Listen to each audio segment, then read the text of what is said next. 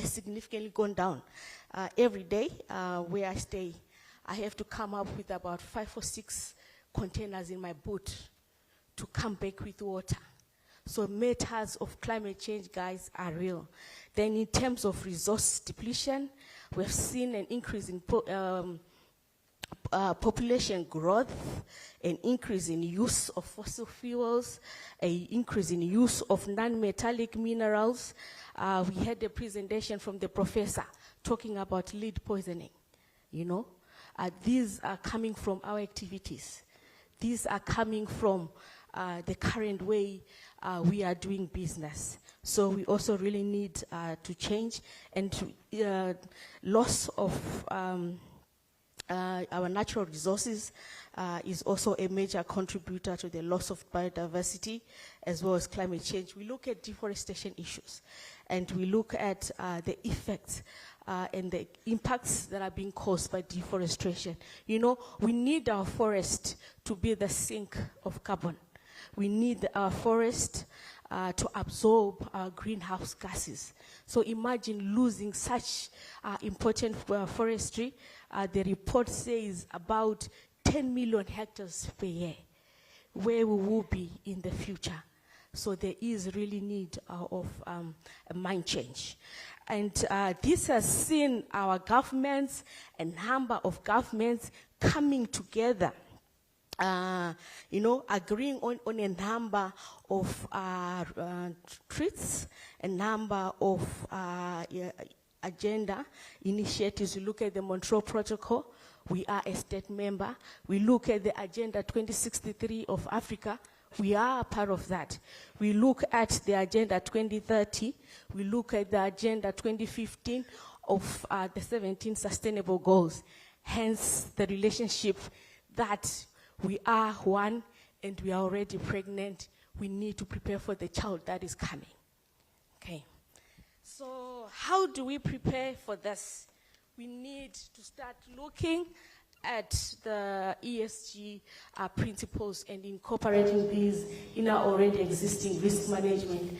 You know, I'm not going to define risk assessment. I want to understand that we are also conversant with these kind of terms. But I just want to link ESG, risk management, and sustainable development. So in a nutshell, ESG is the aid to a comprehensive, sustainable risk mitigation system. And it is a guarantee of sustainable development. It is a guarantee of business to conduct its business in a responsible manner, using the resources of now, whilst also ensuring that the future generation also enjoy such resources. So this is the link, simple link. Okay, can I move? Yes, thank you so much. So, you know, it's not a lost battle. When you looked at the challenges that are happening, if you look at the matters of the stomach right now, you know, as a result of this induced drought, as a result of disruptions in our economy, I don't want to dwell on the issues of, can you move? Issues of the rate movements, you know, and I also do not want to dwell on the challenges that we are facing to procure or to import some raw materials and a number of issues like that. But I want to believe that it is a race that we can win by incorporating and getting to understand the role of these ESG risks and also linking them to our business procedures and practices. And how do we predict these ESG risks? We've had presentation from Priska, from Tinashe. Guys, we need to copy with pride. We've got models that are working. We've got giants in this business in our different sectors, be it agriculture, mining, aquaculture, beverage, manufacturing. We are a very diverse group. We need to just copy with pride the models that have worked, the models that are already existing. So how do we do that? Number one, we need to start tracking on the mega trends in terms of sustainability, like the first 6 that I've highlighted. And once we have done that, you now need to say, so what are their impacts into our business activities? We break them down into sub-trends so that we can easily classify in terms of the, I don't know if some people use the 5 risk typology, where we look at geopolitical risks, economic risks, governance risks, technological risks, environmental, health and safety risks. Anyhow, the way you just categorize your risks as a business. So we need to then break them down so that they'll be easy to quantify as well as to determine their significance. So how do we identify such trends? How do we identify such developmental impacts, sustainability, high impact developments? We need to identify what matters to us as a sector, as an industry, in terms of the sustainability issues, in terms of the emerging new risks, the sustainability risks. How do we do that? We use the already existing models. We build burning platforms where we discuss, we help each other. For businesses, that want to venture into European markets, that want to supply products in European markets, we need to start using the European Sustainability Disclosure Standards. These will help you to identify what matters to you. And the good thing about these guidelines, they break it down in terms of the principles that we are discussing. Under environment, they look at climate change, then they further break down the issues under climate change. So as an organization, you then need to say, so which of the issues, which of the aspects of climate change matters to us? How are they going to impact our business today and in the future? And we also use the same way we approach any other common risks, where we do mapping, process mapping. But in this case now, in terms of the ESG risk management, embedding them into sustainable development, you need to start from your suppliers and the suppliers of your suppliers. You need to look at the whole value chain. You need to understand what processes they do, what issues in terms of how they do their business, how they, how they have or maybe adopt their social license to operate, and also their ethical policies. We do not want to be caught with the reputational risk of maybe one of your suppliers works up in social media because of sex exploitation. We do have an African company right now that is struggling with that kind of risk, where one of their managers is being accused for exchanging jobs for sex. Yeah. So they won't say it's Farai. They'll say Schweppes is engaged into. So those are the risks that we start also identifying and ensure that we have risk mitigation. Because the reason why we are here is because we want to create value for our stakeholders. We want to create value, maintain and grow the value of our investors. We need to have a sustainable growth. We don't want to go to work where I'm not sure if I'm going back tomorrow. So that's our main mandate. And the only way we can do that is to ensure that we are starting to consider the issues of sustainability, the issues of ESG risks. There is issues to do with pollution, water, marine resources, biodiversity, under social.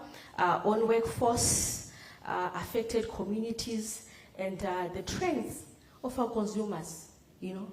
If you are an organization or a business that is not customer-centered, your sustainability is questionable, you know, your existence, even the way you are going to thrive. So we've got a number of issues. These days, our consumers are so, now acute into issues of green issues. We have a number of emerging green lobbies that are coming up, teaching, a number of communities, consumers. One day they'll just come and say, we cannot drink Schweppes Orange Crush. Why? Because the way the supplier is growing their oranges is not in an agriculture sustainable manner. Then we lose the market share. And there are competitors that are right there waiting for such incidences to come in, take up the market share, take up, your position in the market. And it's so difficult to start convincing people to start claiming back your position in the market, to start claiming back your market share, to start claiming back the trust of the key investors. Then we've got, next slide, we've got, if you are into agriculture, aquaculture, and fishing, you can use the GRI standards where you also look into these things, what matters to you, how are they impacting your risks, your activities, then you quantify them as per the priority. Then the next slide, for all other businesses, including us, we also then look at the GRI topic standards. Yes. Good morning to you all. Just a quick announcement, and this is very urgent and very important. Could the following vehicles please be removed right now? AGA 1541 from Sinara and AFR 6376 red in color. Please remove your vehicles now. Thank you. Okay. Thank you so much. So we also look at the GRI topic standards. I love these, these guidelines. Why? It's the way it describes, or the way it, describes the disclosures, what you need to do under each pillar. It's instructive, it is clear, and it just helps you to identify related risks in terms of ESG. The 200s, that's your economic and governance issues. 300, that's your environment, materiality topics. Then the 400s, that's the social and health and safety. So once we have done this, you then say each and every topic, how are they going to contribute to the sustainability of our organization? What can go wrong? And what do we need to do? What is going to influence to ensure that we mitigate such risks? What are the adaptive measures that we need to do? Because already, like I've said, climate change is here. Challenges, sustainability challenges are here. What are the resilient measures that I need to do, that we need to implement? As an organization, we did this in a three-phased approach. We looked at our neutrality in terms of our priority, where we looked at health and safety, water and energy issues, product quality, ethics and transparency, government issues, and also key to create value, economic value creation for our stakeholders. Then we looked at our relevant topics, the greenhouse gases. We cannot avoid this theme. We looked at issues of carbon, carbon emissions. We looked at issues of human rights. We had a very healthy, heated argument yesterday. Those are issues that need to be addressed. Otherwise, we'll start seeing fights which are not productive, also which are not sustainable for our growth. We looking at issues of supply chain. Like I've highlighted, you do not want to wake up in the news media associated with issues of child labor, issues of sex exploitation, and the like. Then we look at post-consumer recovery. Our main packaging is plastic, and it is also an emerging risk that we have identified. So we need to ensure that every bottle that we are taking in the market, we have a way of recovering it. We have a way of recycling it. Smart consumption, and also issues to do with public health. And we have emerging topics like biodiversity, data management. We had the same discussion yesterday. I think I will not waste more time. We have seen the challenges emanating from AI and a number of technologies. So we are also looking into that, and we have also, including this in our risk management profiling. We looked at partnership like this. It's very critical because we really need to also copy with pride, also emulate the best practices. We looked at local communities where we are saying the water that we are using, we are a major user of water. The water that we are taking up, competing with the local resources. What can we do to ensure that the community also have accessibility to that quality of water, to drinking water, where we look at drilling our boreholes, also ensuring that they have adequate and enough water. Right. Then you can also use the International Financial Reporting Standards. I love this as well. Then define what is environmental risks, what you need to look at, and it breaks it down to physical risks. This is the common, the risk that we see, the physical risk, the effects that we see by our eyes in terms of climate change, droughts, the rising of the sea level, flooding, issues, and the like. Then it looks at transitional risk, where we are saying, what are the risks that follow in terms of policy and regulatory frameworks? Like I've said, someone would just wake up and say, guys, we are pregnant. The child is coming. We don't want to have policies that that would then look like it's punitive. But the government will not have choice. Why? It's because the business is not collaborating. The businesses are not doing what we are supposed to do in order to ensure that we do not end up with, children not going to school because of no money, because of excessive poverty. So what we are saying is, let's start now. Let's start planning for the future.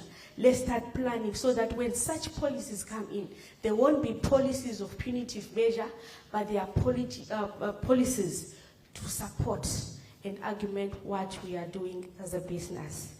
Looking also at reputational risks. Right. I hope I'm not moving fast. Then under social risks, the labor issues, the topical issues, as well as reputational risks, where we look at direct risks like, the way we are doing business. If you're in agriculture, the way we are doing agriculture without using sustainable measures. Indirect, we are looking at a manager using sex for job, which can also influence or affect the organization. Then the last one is about, risks that come because of relationships, like our suppliers using child labor, our suppliers being involved in falsification of maybe emission, data, or a number of reputational risks. Okay, we look at an example of the Johnson & Johnson. We all know that. We look at the issues of Tesla, the issues of Volkswagen. So yeah. Right.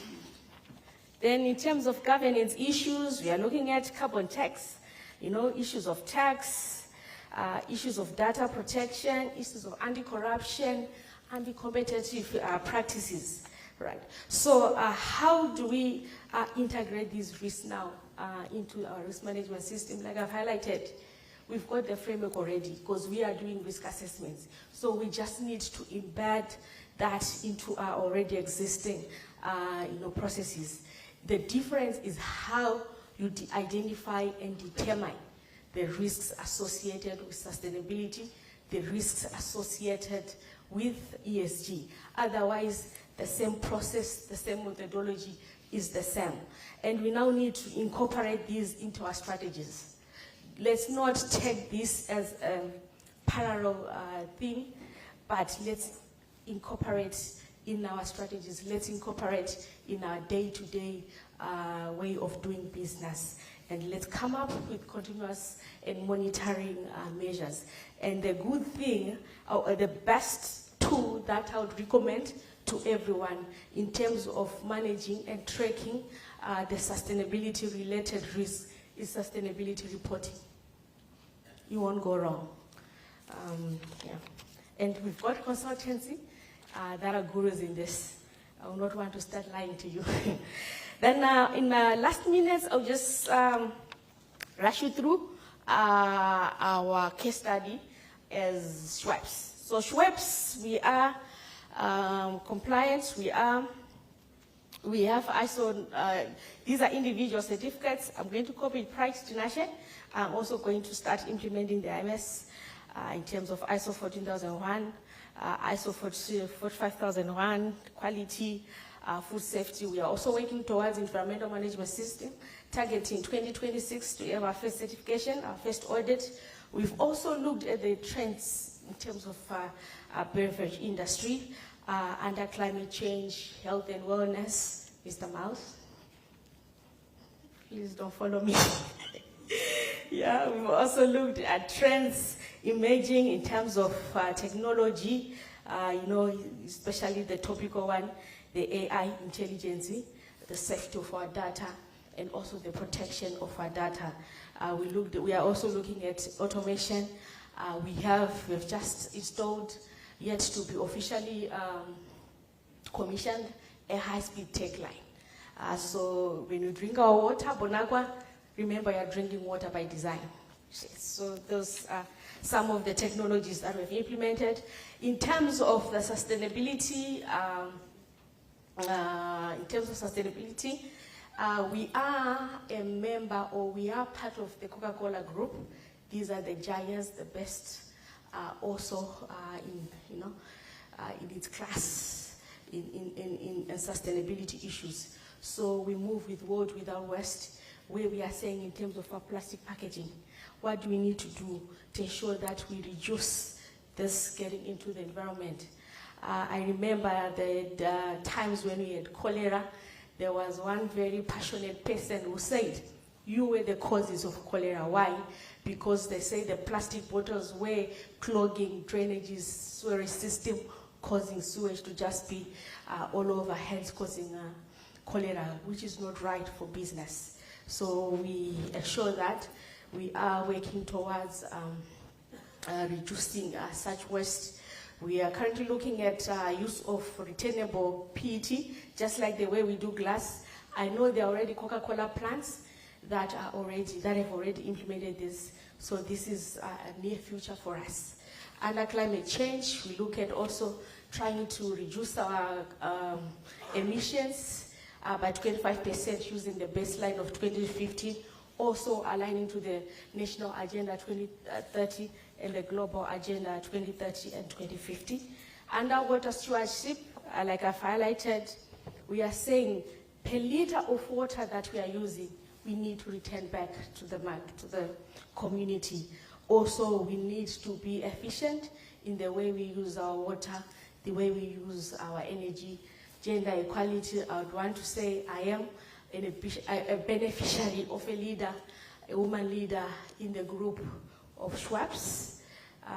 I've also, like Priska, grown from a girl, having my 3 sons, heading into menopause. And I've also been promoted likewise. The way I'm growing, I've also been, moving the leadership ladder. Then in terms of climate, affordable energy, we have, I don't know if you all know, we have a 1 megawatt rooftop. We were the first to have such a solar system rooftop. We are also trying to increase it to 1.2. It is grid tight. We do not have batteries. And also, we are also trying to solarize a number of our sites. We've got a ground-mounted solar system also at our bed reducing plant. And we do have net metering licenses. We are actually importing back in the grid, and we have started enjoying the benefits where they offset our bill, they offset the revenue of the electricity that we use. Though it is grid tight, when we do not have ZESA, we do not see the benefits, but we have tried to also tie it to our generator system. Okay, in terms of our roadmap, this is us. We also don't want to be where we are always reactive, like Tinashe have highlighted, Zimplats. We want to be where we are predictive and prescriptive in terms of our accuracy culture, and also we are working towards greening our plants. Yeah. Then in terms of key takeaways, I'll consider this as read. Thank you so much. Thank you, Farah. You can take a seat.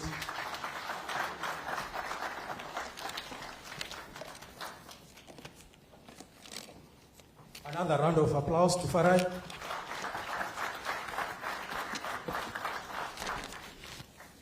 I think, Farah, you hit the nail on its head when you said that the elephant in the room when we are talking about ESG issues is climate change.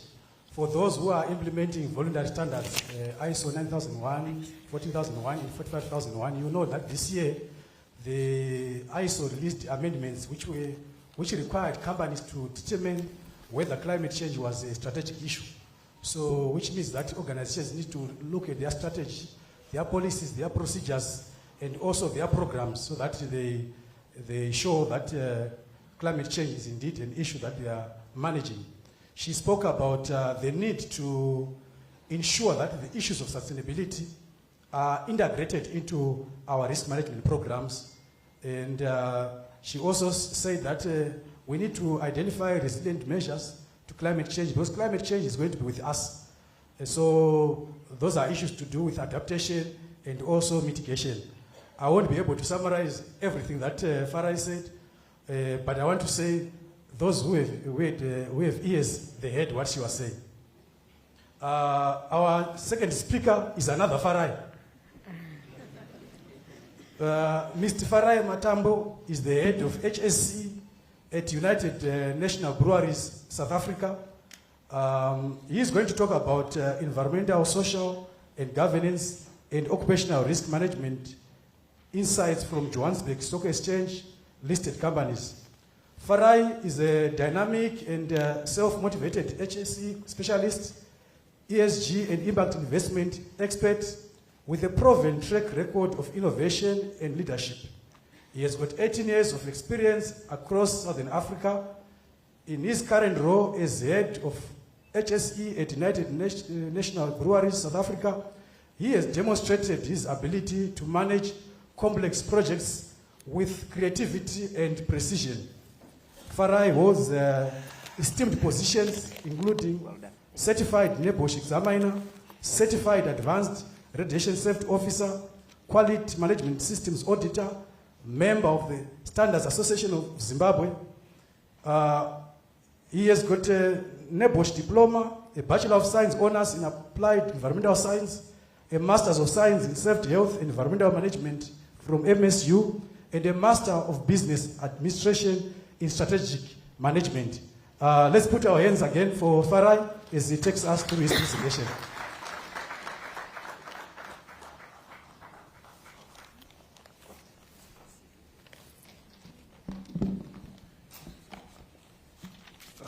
Thank you, MC.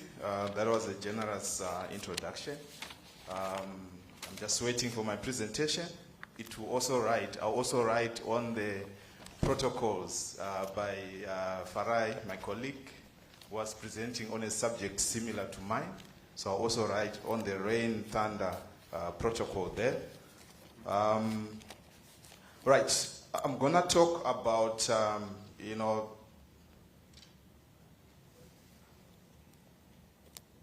I'm going to talk about exploring nonlinear relationships between ESG performance and financial outcomes. which is riding on the topic that has already been introduced. And we are looking at insights that we can glean from Joburg Stock Exchange, listed companies. And this obviously dovetails with what Farai has presented. So imagine a future where sustainability isn't just a moral imperative, but a strategic advantage, where the path to profitability is not linear, but it's woven within environmental, social, and governance factors. So today, we want to dive into the complex dynamics of ESG performance and financial outcomes. What is the impact of ESG performance on financial outcomes? A lot of researchers have actually highlighted that, with implementation of ESG, there is a direct relationship with profitability within the company. And just going back to the previous slide, please. So what you find is that relationship, as highlighted, looks linear, but it's actually non-linear. There are other factors that then brings in, when they kick in, they affect the profitability of the company. And we're referring to the ESG factors. So you'll find that in my discussion, I'll talk about a few keywords there. Financial Times Stock Exchange and Joburg Stock Exchange. So these have come into partnership to provide indices on the Joburg Stock Exchange. So we call it FTSE. It actually provides services for the London Stock Exchange as well. And then we're going to talk about the return on equity and return on assets. Those are just profitability indices, talking to issues on the ability of a company to generate profit out of its assets and out of the shareholder input. And then obviously we'll talk about ESG rating on Sustainalytics. That's what we used when we were doing this assessment, because it's available for free. We could have used the FTSE Joburg Stock Exchange rating, but that is not really available for companies that are not listed on the Joburg Stock Exchange.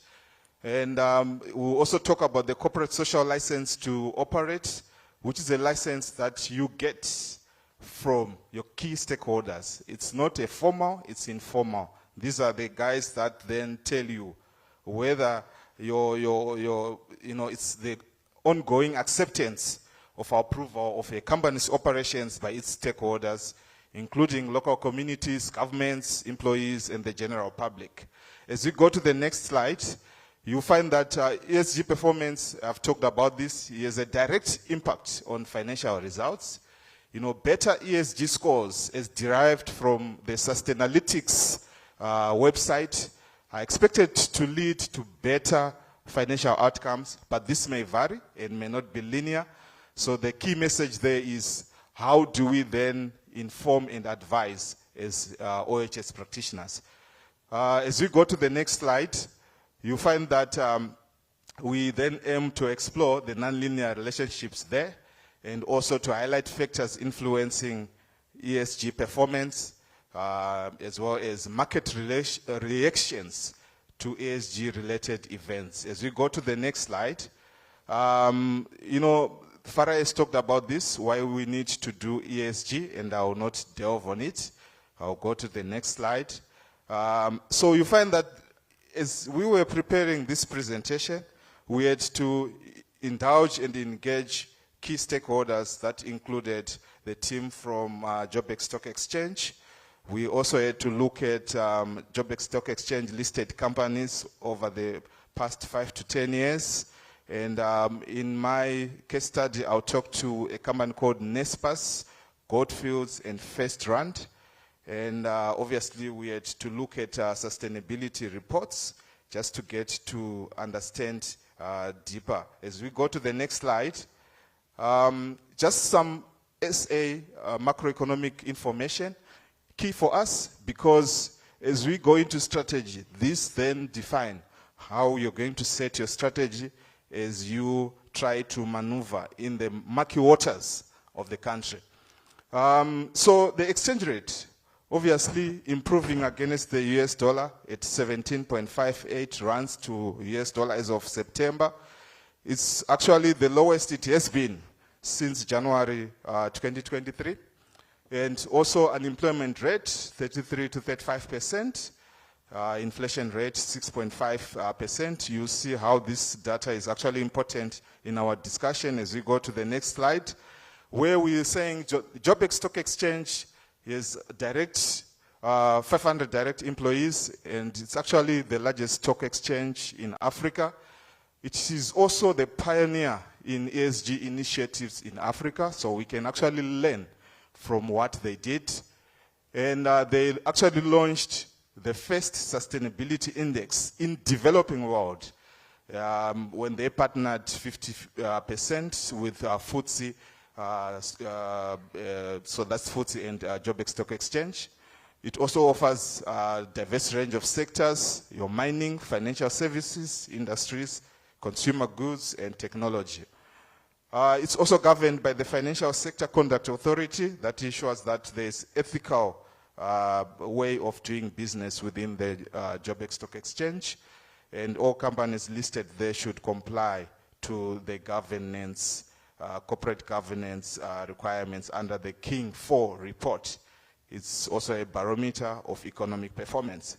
So as we talk about the FTSE JSE Responsibility Investment Index that I will talk to just now, just also know that it employs about 1.6 million people, which is a 7% contribution to the 25 million people that are employed in South Africa. As we go to the next slide, that's the Joburg Stock Exchange, ranked number 18 in terms of market capitalization in the world, with $1 trillion. You can see the New York Stock Exchange, 29 trillion, which is the home to Amazon, and Apple, the most valuable company in the world, with 3.4 trillion. As we go to looking at, the stock exchange in the next slide, that really talk to those that are powerful in terms of ESG. When it comes to that, South Africa climbs to 15, and obviously we have your Nordic exchange there, Sweden, Denmark, Finland, and Iceland. Let's move to the next slide. So you'll find that in this presentation, this is, market capitalization of top 10 on Joburg Stock Exchange. There's Naspers there at about 1.5 trillion rands. It's the most valuable company. It's a technology company. It also mirrors, what is happening in the world where the tech giants are taking over. And then we have First Rand Limited. It's a parent company to FNB, West Bank, ranked at number 4. And also we'll talk to the Goldfields, the mining company there. So let's look at a bit of evolution on the Joburg Stock Exchange. Obviously, with respect to ESG, started around 1994 with introduction of environmental reporting. And then as we go to the next slide, in 2002, talked to issues on the King 2 report on corporate governance. It was actually the initial report there. They then moved to the launch of the Joburg Stock Exchange Socially Responsible Investment Index just around 2002. And then there was an upgrade on the King report to King 3, where they included the issues on explain, apply or explain. So there was actually an option there. You either apply or you explain why you are not applying it. And then they then moved over to the mandatory integrated reporting for companies on JSE around 2010.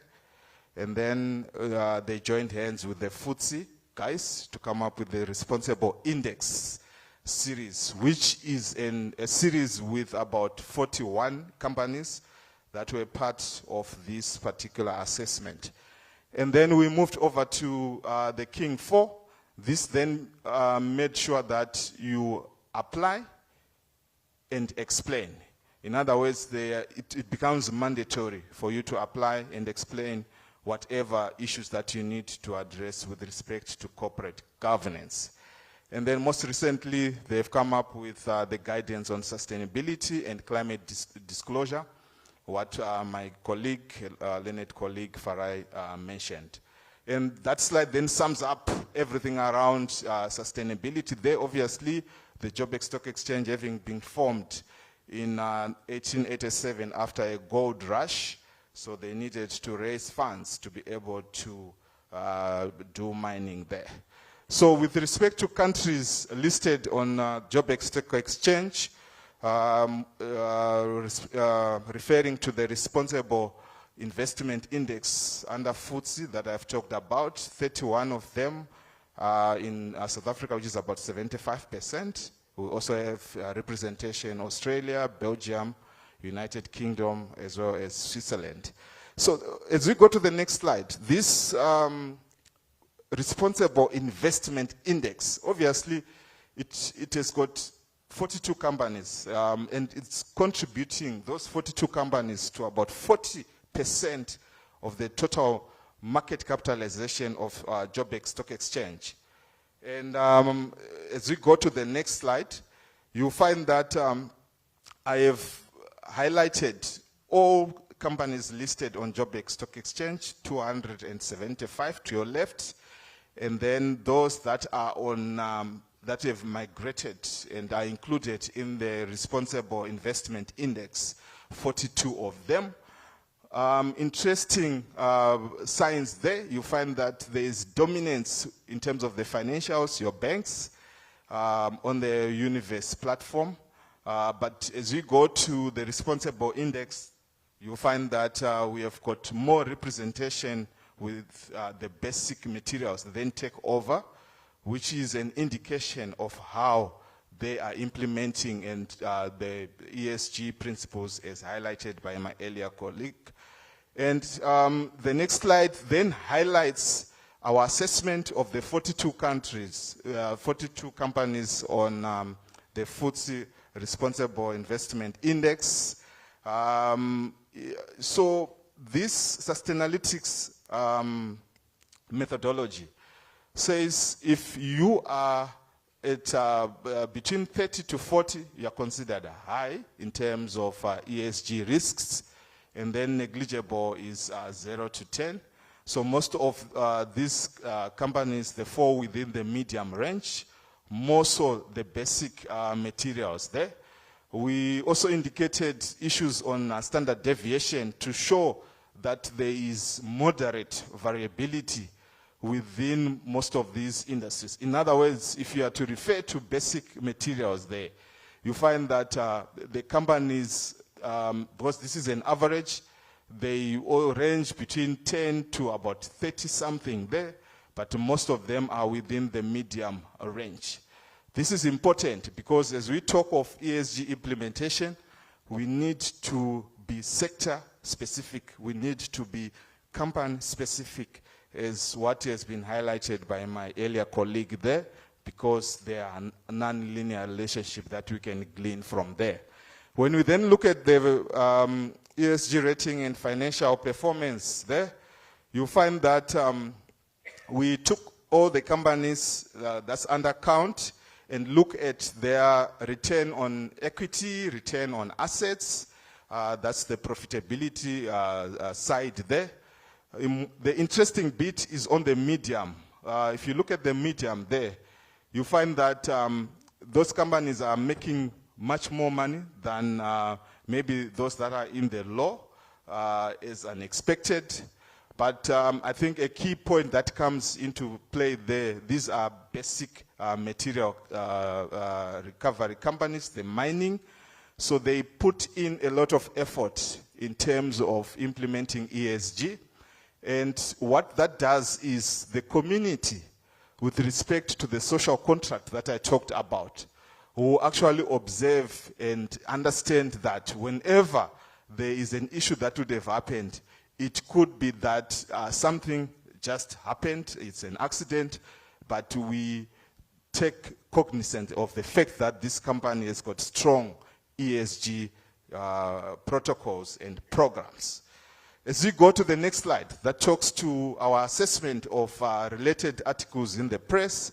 A lot of issues coming up there where we're talking of mining companies under pressure as ESG intensifies, as well as the banks providing finance to ensure that there is implementation of ESG, and they are also looking at implementation of ESG in products that they need to support. As we go to the next slide, I'm just going to talk to a few case study there. I've talked about the NSPAS there. The most valuable company listed on the Job Stock Exchange, as well as the Responsible Investment Index.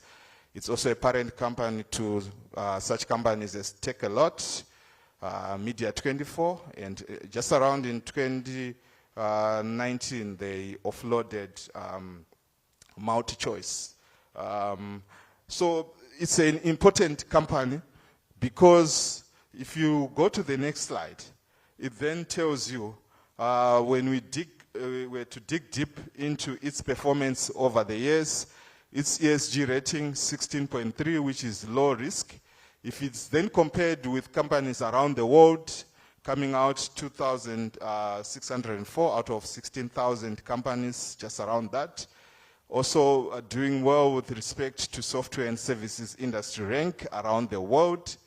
And if you go to an insert on top there that says NSPAS gains 260 billion in a single day as investors welcome simpler structure. This is a governance issue that they had to solve using the tools that my colleague talked about, and in a single day they gained 260 billion. If it is another company, it may not be as high as that, which calls for the issue that there are non-linear relationships there that needs to be tackled company for company. As we go to the next slide that talks to the return on equity as well as return on assets, you find that as we trended the last 10 years, NSPAS is expected doing well, but it's got its own humps and dips. But obviously a lot of factors apply there, but ESG will come into the play. Return on equity, for every 100 rand they invested, they were actually getting about 35 to 40 rands per year, which is massive in terms of profitability. We'll go to the next case study that talks to Goldfields. This is a mining company, obviously doing well with respect to precious materials industry rank. If you use the Sustainalytics methodology, 14 out of 120.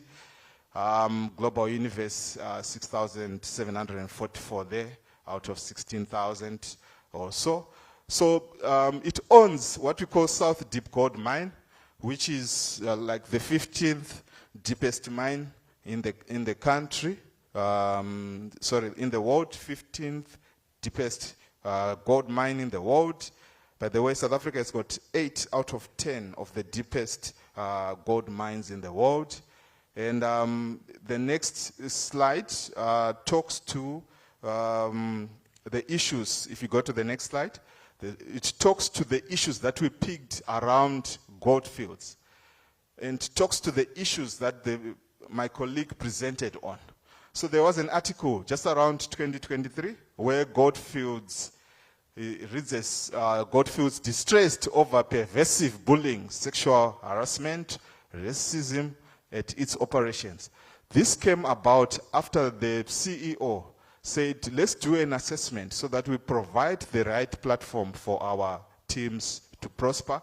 And out of the research that they did, they found out that in South Africa, 50% of the employees had to report forms of pervasive bullying or sexual harassment, racism in their operations. And the CEO had to, put it out to the world to say this is what we have found out, and we are putting measures to be able to correct that, which is a governance issue, which is an occupational health and safety issue, And if you then look at that 2023, it didn't really affect much in terms of their profitability, because obviously a lot of factors come to play. But the fact that they implement ESG protocols to the latter, the community is able to understand some of these issues and the drive that the company is going to.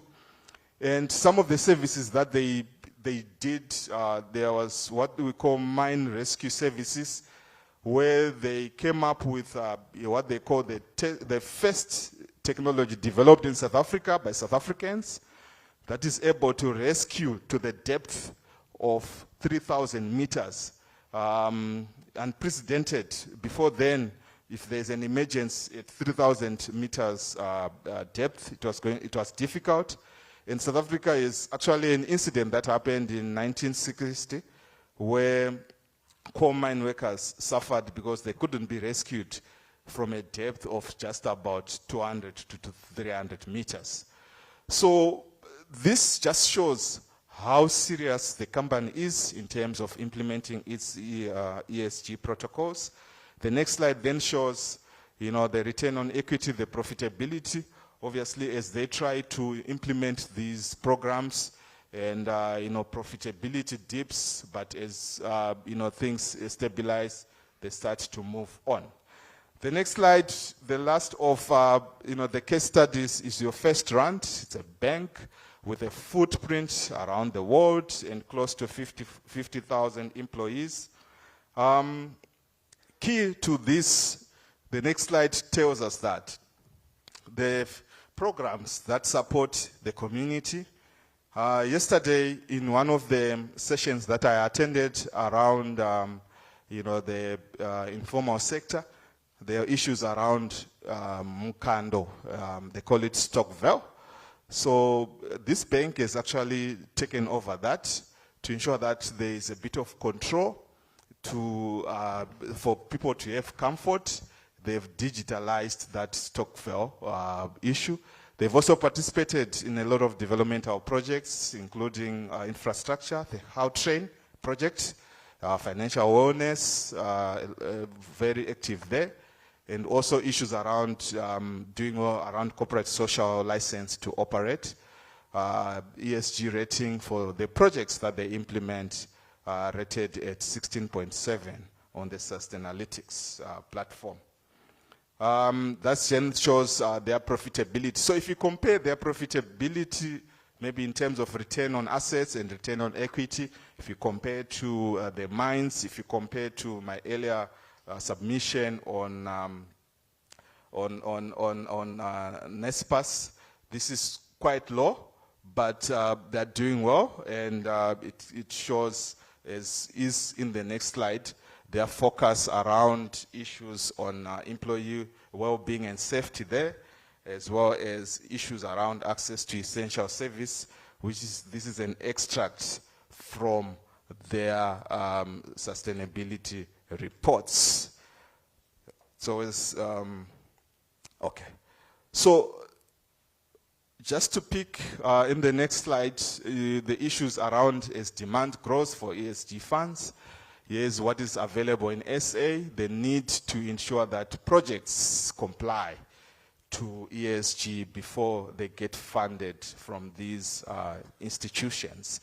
So just to sum it up in terms of commonalities, slide before, you see that these three companies show a lot of development around sustainability reporting, OSH and environmental efforts, social responsibility, governance, as well as integration, which is a key thing of ESG into strategies, is what was highlighted by my colleague.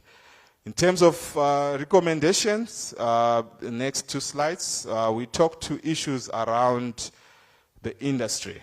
What do we need to do? We need to have sector-specific ESG strategies. We also need to monitor non-linear trends with respect to the link between ESG and financial outcome. It will help us be able to advise our companies better. We also need to ensure transparency in terms of ESG reporting so that we prevent issues on greenwashing. We also have our reports assured by independent bodies, as what was done by the 3 examples I showed there. And the regulatory authorities, obviously, to promote balanced ESG regulations and also support the ESG disclosure standards and encourage ESG-linked incentives, your tax holidays, your tax incentives for those that are doing well in that front. And then the researchers, obviously, we need to investigate the non-linear models by sector, by company, so that we can better advise, our consumers of our research products. And we also need to support information sharing and benchmarking so that we can then learn more out of it. To us, the practitioners, obviously, yesterday there was a lot of discussion around support and all, but I think we need to start talking about the business language and link it to ESG so that the teams that we interact with understand where we're coming from. It's no longer an issue about just say the rule book says this. Let's justify because everything else is a financial issue to it. Let's justify with impact. What impact are we making? What is the cost associated with that? And let's also take a seat at the table where these things are being discussed. My colleague Farai there talked about her journey within the corporate ladder. She obviously sat in a lot of board meetings. We need to also avail ourselves when we are required and show that we participate, not just to note to say, is already presented, I agree. Let's highlight the issues that matter to us so that the company knows that without investment in ESG, even the financial outcome will be affected. So by strategically integrating health and safety initiatives with ESG and financial objectives, we can improve corporate governance, risk management, sustainability outcomes. In conclusion, the opportunities and challenges as highlighted, obviously positive financial returns. There are issues around enhanced social image and corporate social license to operate. This also acts as an insurance to companies as communities understand where you're coming from. And obviously, let's have further research around threshold models to explore those tipping points. At what point is the financial outcome affected by ESG? Thank you very much for your audience.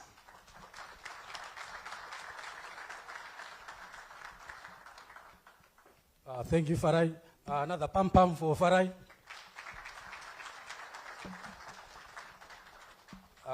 So Farai, if I can take some notes from his presentation, he showed that there is a positive correlation between companies that have got a high ESG rating and profitability in terms of the return on assets and also return on equity. So certainly he has demonstrated that there is a clear business case for engaging in ESG initiatives. He also gave us a number of case studies, Nespas, Goldfields, and First Rand, who are part of the Johannesburg Stock Exchange, and showed that their financial performance improved because of the programs that they were implementing. So thank you, Farai. We now go to the last speaker. Just to set the record straight, the third speaker is not Farai. She is Miss Shinga C. Madzima, an undergraduate student at the Mining, Chemical and Metallurgical Department at the University of Zimbabwe. So she's going to present on geospatial techniques in tailings management. Shinga is a dedicated and ambitious mining engineering student at the University of Zimbabwe. She has a keen interest in geospatial techniques for tailings management. Beyond academics, Shinga enjoys martial arts and gaming. So be careful when you interact with her. which provides a balanced and dynamic lifestyle. Team, please help me to welcome Shinga to give us a presentation.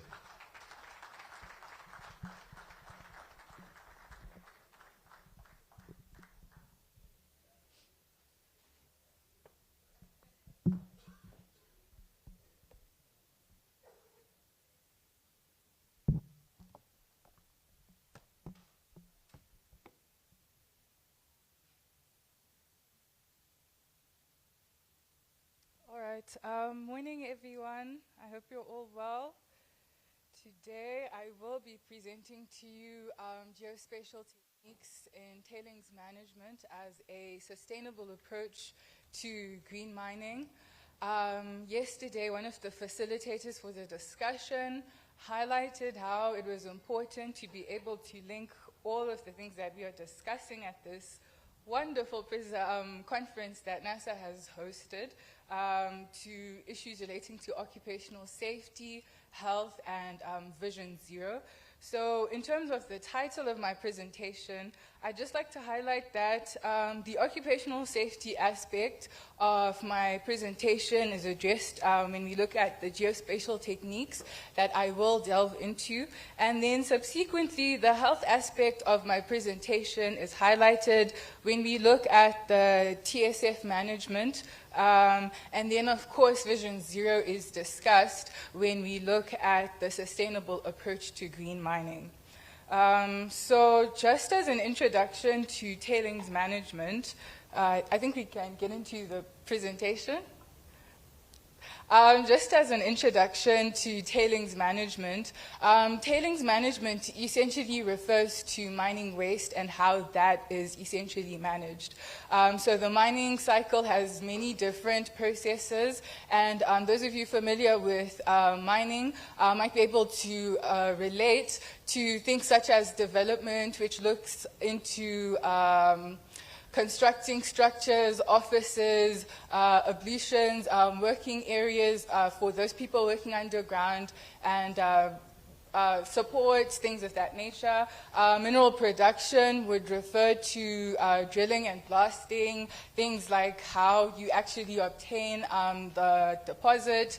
And then mineral beneficiation looks at removing the valuable aspects of the mineral ore from the other components of the ore that will have been extracted.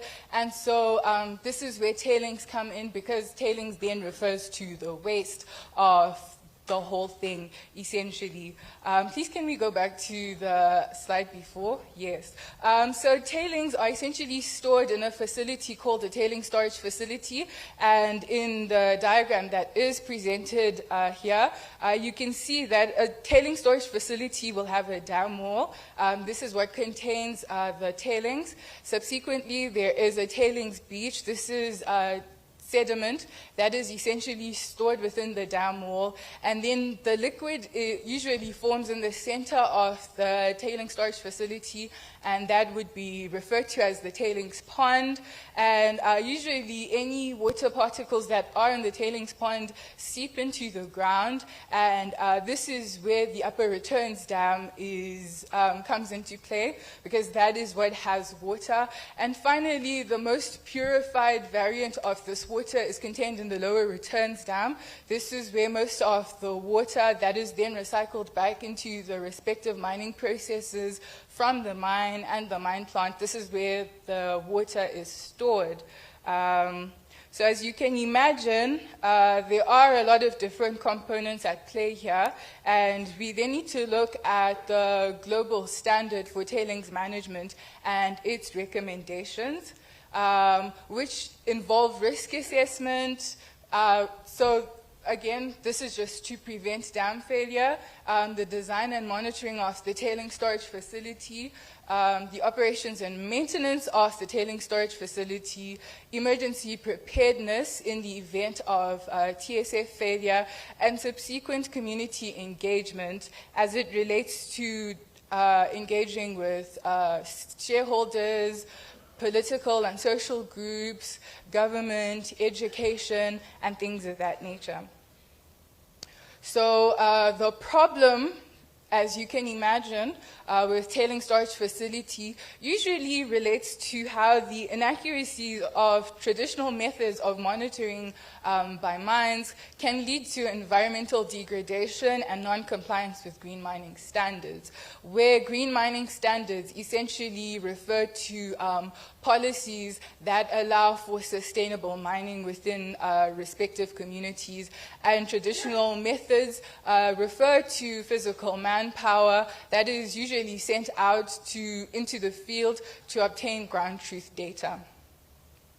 So the main objective for the project that I conducted was to adopt GIS and remote sensing-driven tailings management as a sustainable approach to green mining, and the subsequent project objectives essentially just related to discovering the bottlenecks for the current systems that are in place, generalizing a deep learning model that can adopt different satellite images, different environmental conditions, and different tailing storage facilities, because no tailing storage facility is the same by virtue of the mine that it is located at. And finally, the last objective was to create a web-based platform that could integrate and visualize the detected results and provide decision support tools.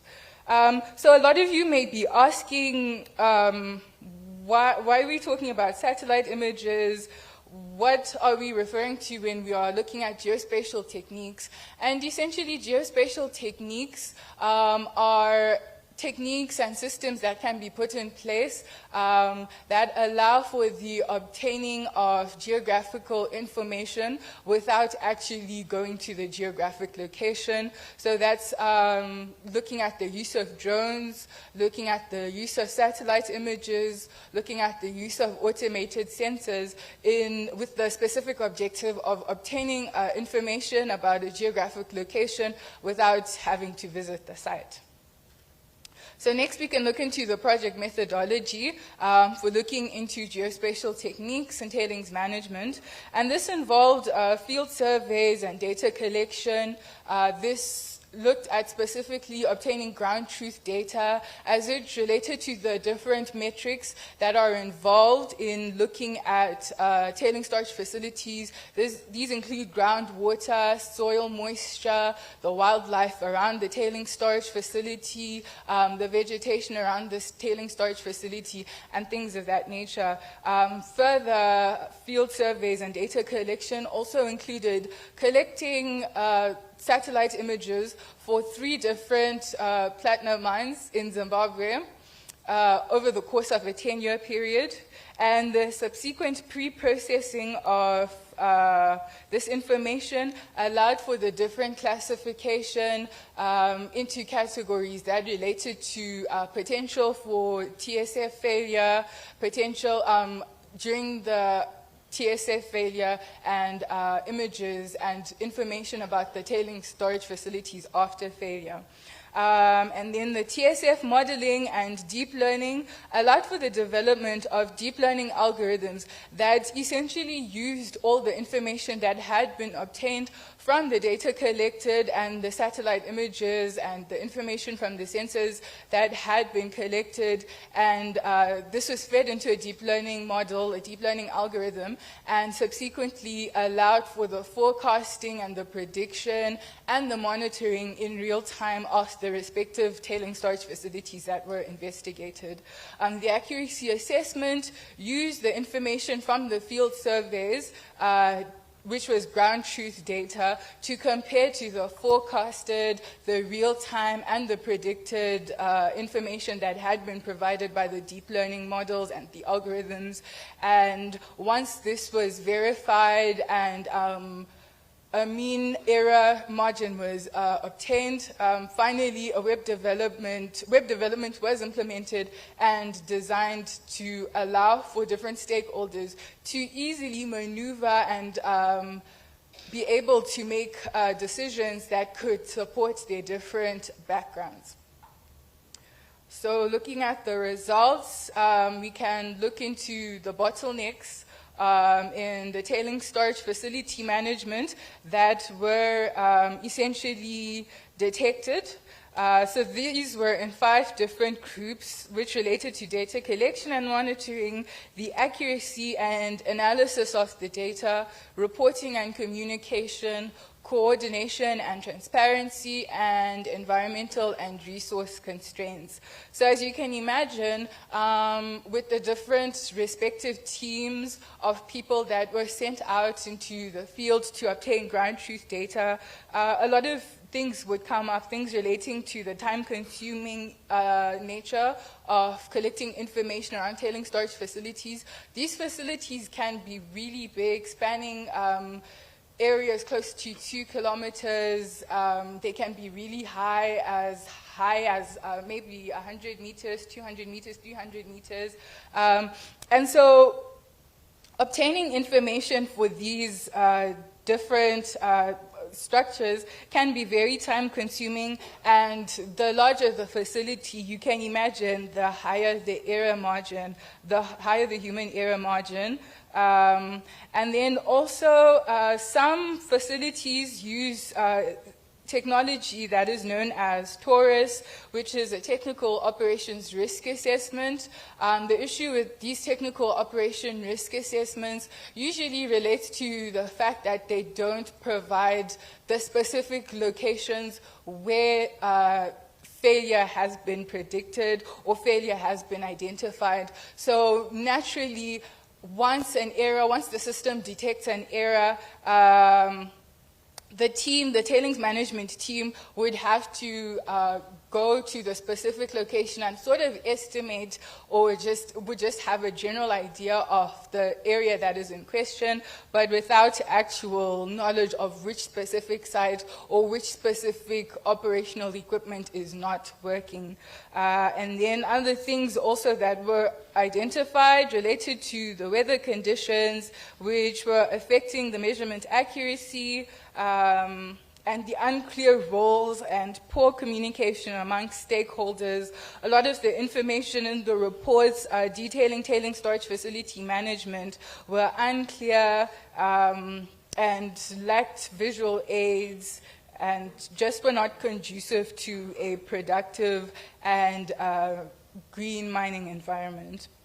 So subsequently, we can look into the geospatial techniques in tailings storage facility management, which include satellite imagery, which allows for the obtaining of geographical information without actually having to be on the ground, without actually having to send out teams of workers to go and survey the tailings storage facility. Also, automated sensors can provide continuous real-time monitoring of wildlife, the groundwater level, and the vegetation. Deep learning can allow for the analysis of satellite imagery for tasks like classification and object detection. So for the deep learning modeling that was done for this project, I used Google Cloud's Vertex AI, which also subsequently allowed for data integration and GIS reporting. I was able to obtain interactive dashboards that could provide real-time data and updates to stakeholders, improving transparency and decision-making. For the TORUS integration, again, TORUS stands for Technical Operations Risk Assessment as well. So this also then just allowed for the inclusion of additional information for a holistic view of the tailings storage facility, from the monitoring equipment to the general welfare around the TSF.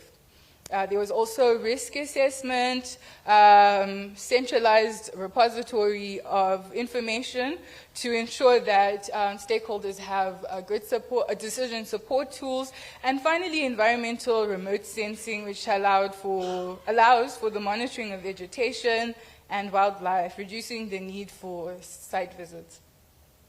All right, so we get to TSF Monitor, which is the web-based platform for different stakeholders. This is the web-based platform. Once a user gets to the welcome landing page, they have the option of choosing change detection, which then can be categorized into countries, provinces, towns and cities in that specific province, and then the subsequent geographical structures, geological structures in the specific town and city.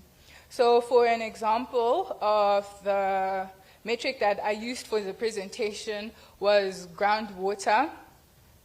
So metrics for the groundwater then allowed for detection of the percentage change from the previous year, and this was over a 4-year period. The average depth to groundwater measured in meters below ground level. It could also provide information for changes detected between a specific time frame, and the percentage of the tailing storage facility that was made up of the tailings pond, and the subsequent rate of decrease of average depth of the groundwater. So SWOT analysis of the true positive results in a confusion matrix that involved true positive results, true negative results, and false positive results and false negative results. The following recommendations could be made. This related to investing in training and development, so addressing the weaknesses and threats in the earlier years of adopting a geospatial technique approach to sustainable green mining, just essentially highlights how crucial it would be to invest in comprehensive training programs for personnel as well.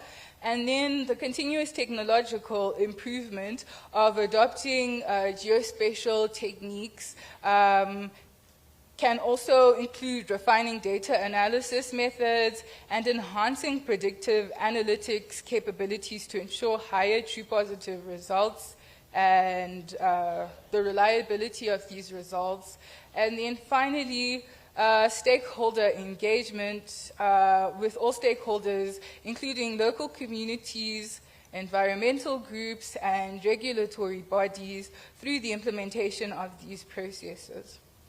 So as a conclusion, integrating satellite imagery and deep learning software such as the facilities provided by Google Cloud can significantly enhance remote sensing and data analysis. This addresses the key bottlenecks that are faced in tailings storage facility management. It enables efficient monitoring with the high quality of the data that is provided, and subsequently developing a web-based platform can improve occupational safety and health in tailings management as a whole. Thank you very much.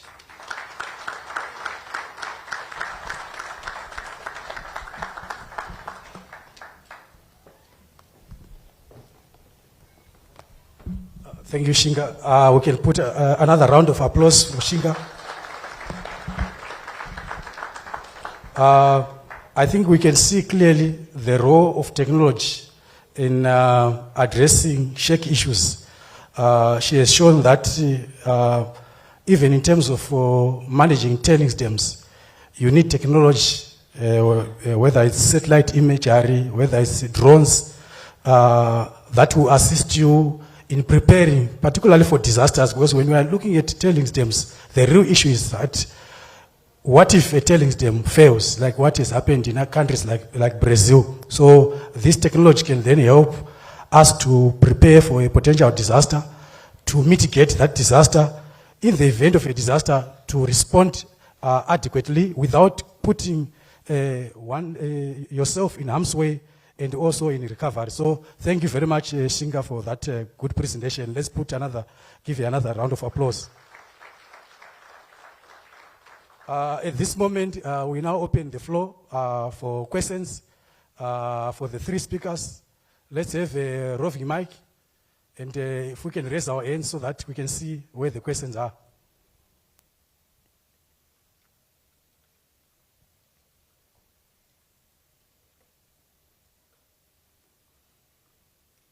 If it was the afternoon session, I would think maybe it's the graveyard effect. But in the morning, I want to hope that people is very attentive, and certainly there are questions.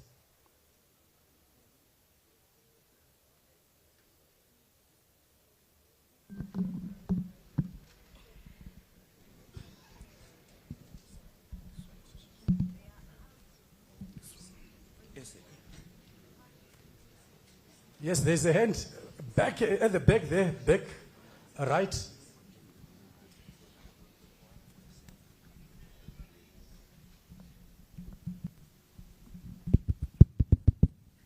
Okay, thank you very much. I think it was a learning point from the presentation.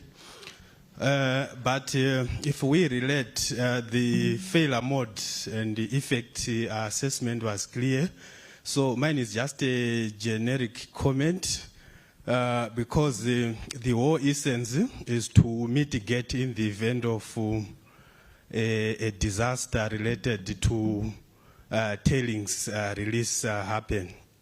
So the comment relates to a notification system, because if you look when tailings fail, or maybe when dams fail at a generic in the generic context, it's not necessarily that the tailings facility manager may not be aware.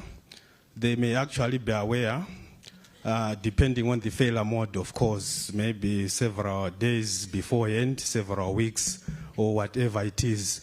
So maybe deliberate effort can be considered in such facilities to enhance an alert system so that those who are downstream of the tailings facility, they have an opportunity to be alerted in a timely manner so that they either evacuate.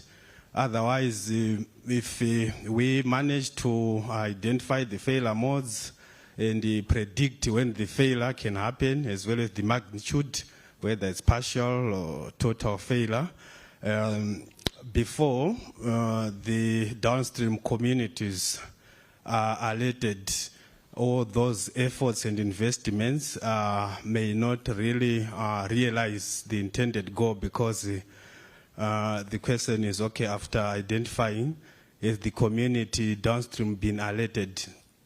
So it's a core and a challenge to tailings facility managers and the related facilities to also invest in research in better methods of alerting the downstream communities.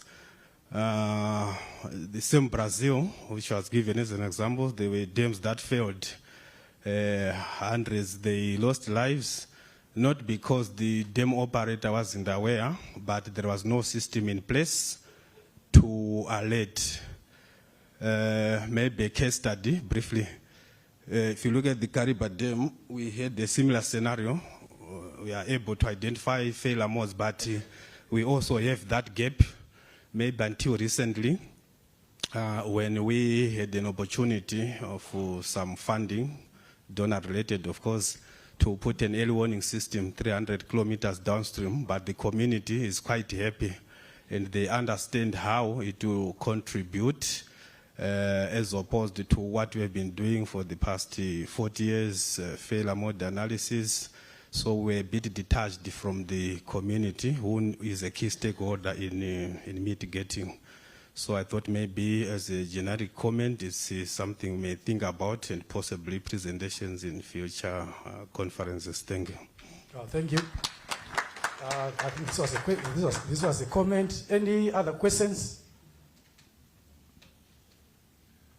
Just to make an announcement, after this discussion, we are not going to break for tea.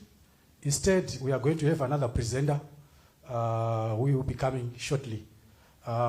Before I close, any other question? Yeah, there's a question in the center there, the middle.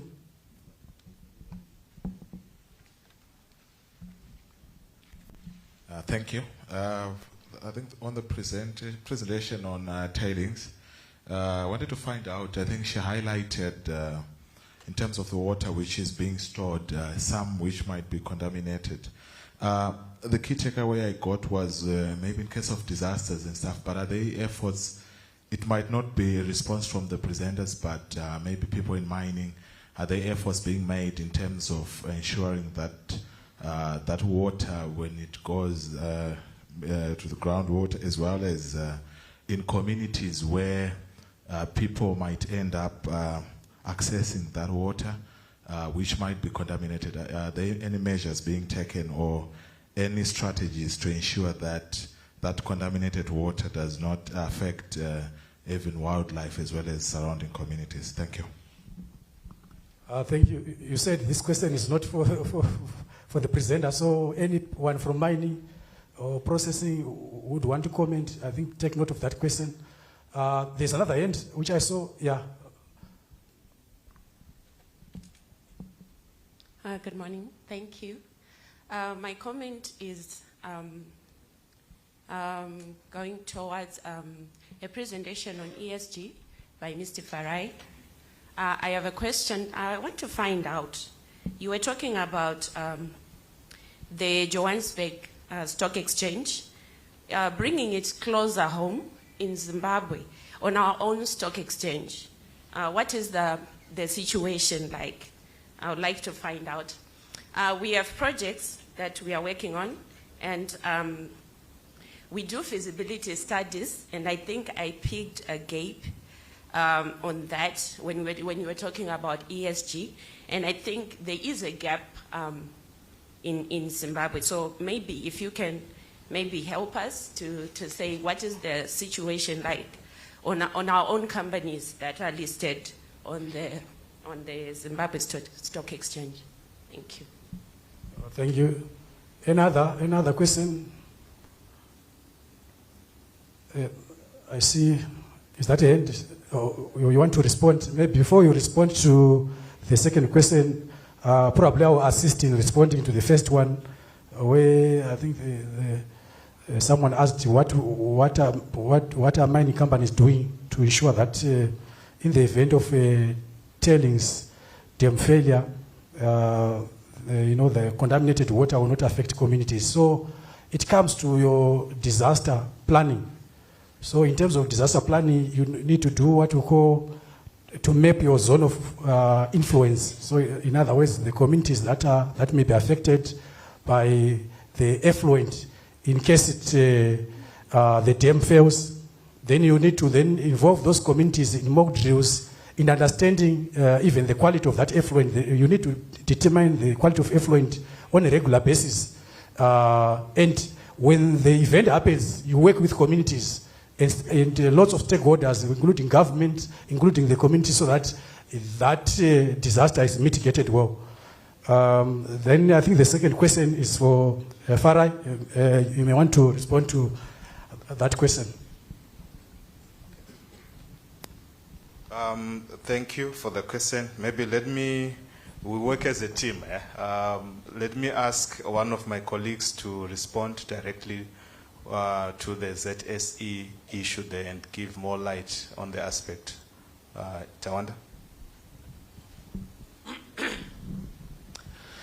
Thank you very much for the good presentations. As Farai said, we work as a team.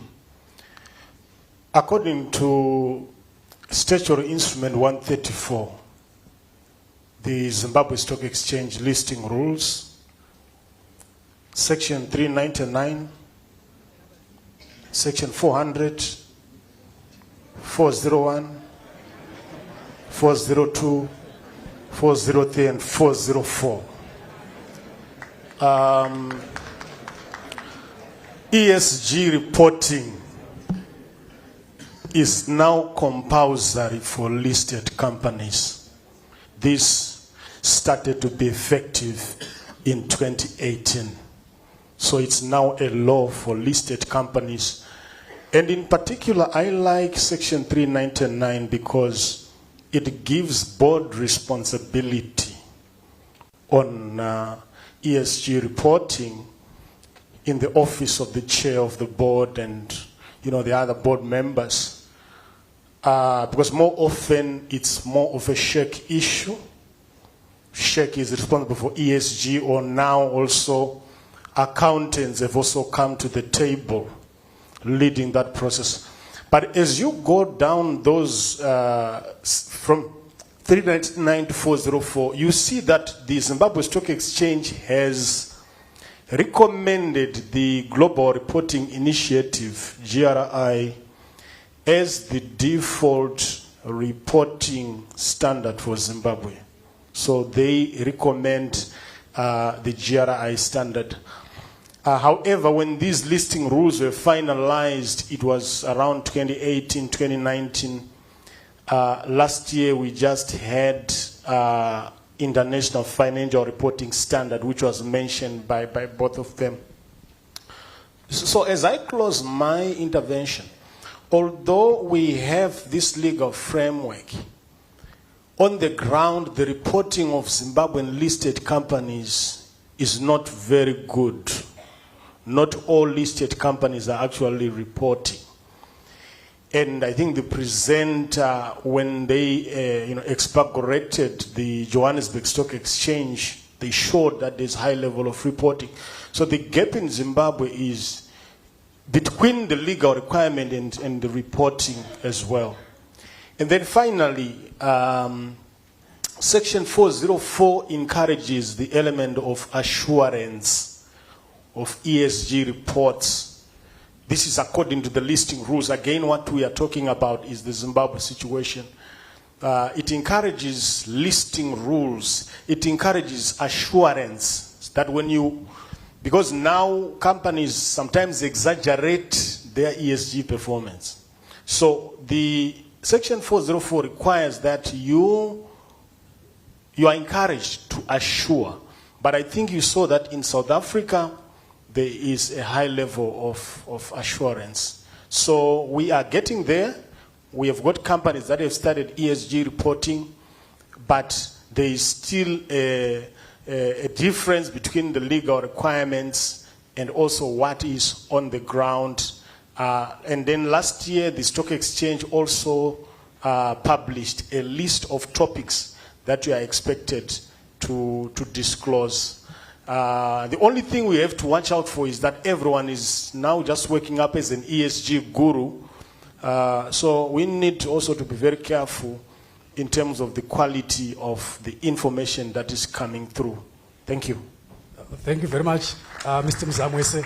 Section 403, Section 404, Section 405, and Section 406 says exactly what you said. Ladies and gentlemen, thank you very much. This is the end of our session.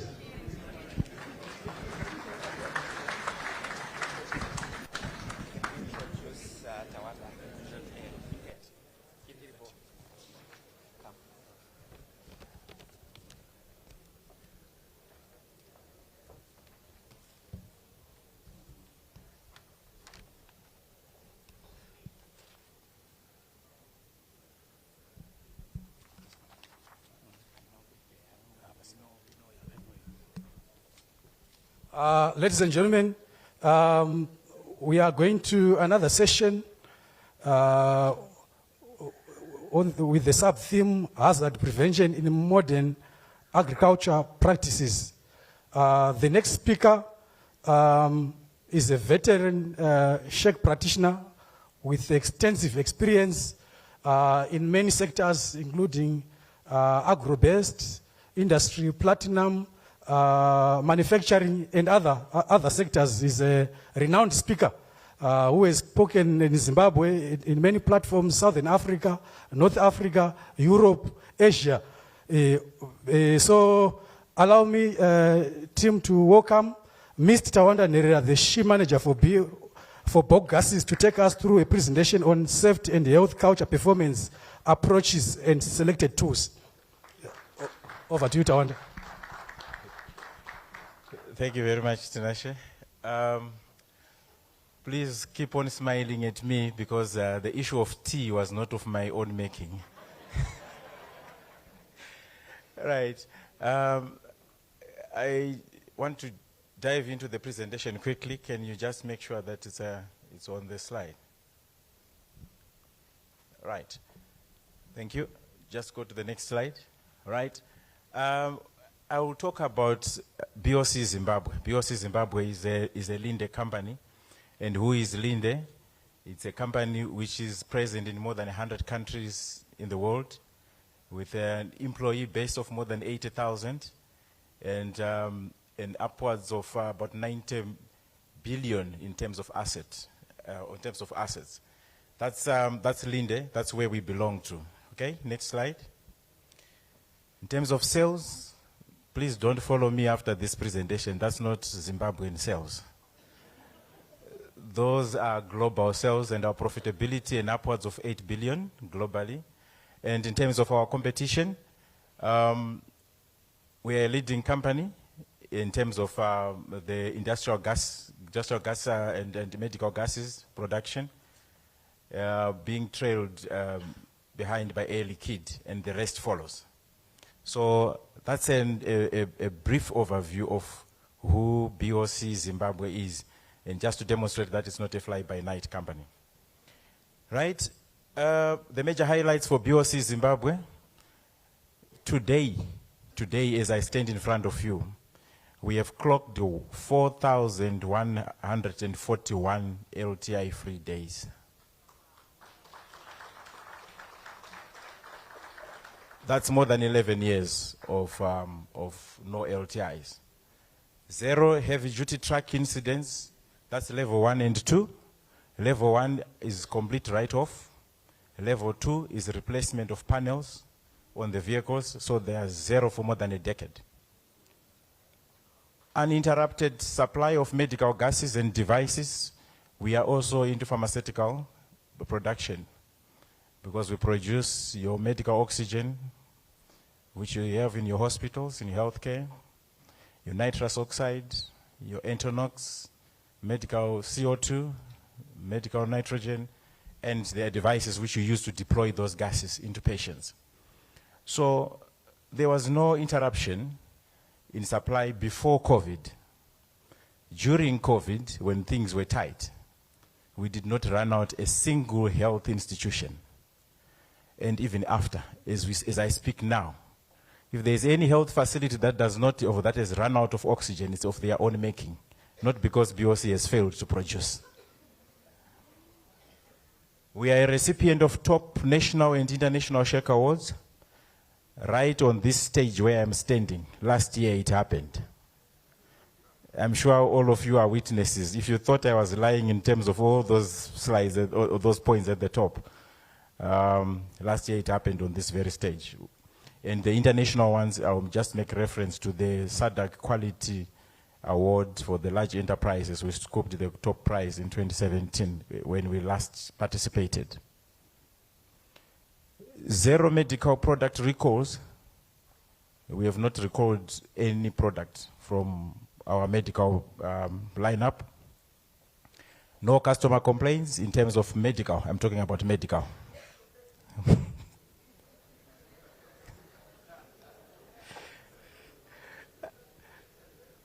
The reason is because we have got systems.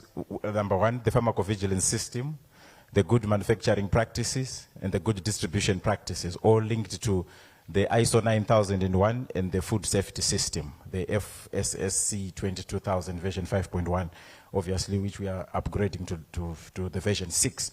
And therefore, we are certified to the following. The list is as listed there, 9014-45, and the food safety is the last one. This is the highlight for BOC. Okay. You may want to know how BOC manages to do these things. These are the best practices that I want to share with you now. We have got what we call shaking the line concept. The responsibility and accountability for the check performance of any department is a line management responsibility and never for a check practitioner. I just put 5 points there, which I want to emphasize on how we do that. Number 1, the line manager is responsible in making sure that they employed the right people. It's not a check practitioner's job that the right people are in that department. I'm sure you agree with me. And that the processes and equipment are fit for purpose. It's not a check responsibility. It's the line managers. Number two, all those people who are working for us, that's our employees and contractors, must be working in safe conditions without unacceptable risk to their safety and health. So you are there every day. You know what you sweep under the carpet. You must just lift up the carpet and remove it. Line managers must ensure that risk assessments are carried out to identify all unsafe and unhealthy working conditions and put preventive measures that are appropriate. So you are supposed to be equipped as a line manager in terms of knowing how to carry out a risk assessment. And you do the risk assessment in consultation with SHEC. So the risk assessment output is your responsibility. Right? Our commitment to safe and health working environment also extends to staff when working from their normal workplace. This, we make reference to people. Sometimes you have to be a lone worker. You go to a customer site, there's a tank there. I'm sure those who have got our tanks at their sites, they know. You've got a BOC tank there, and an employee of ours goes there or comes there. With what we call battery limits, inside the tank fence is the responsibility of BOC and none of the customer's responsibilities.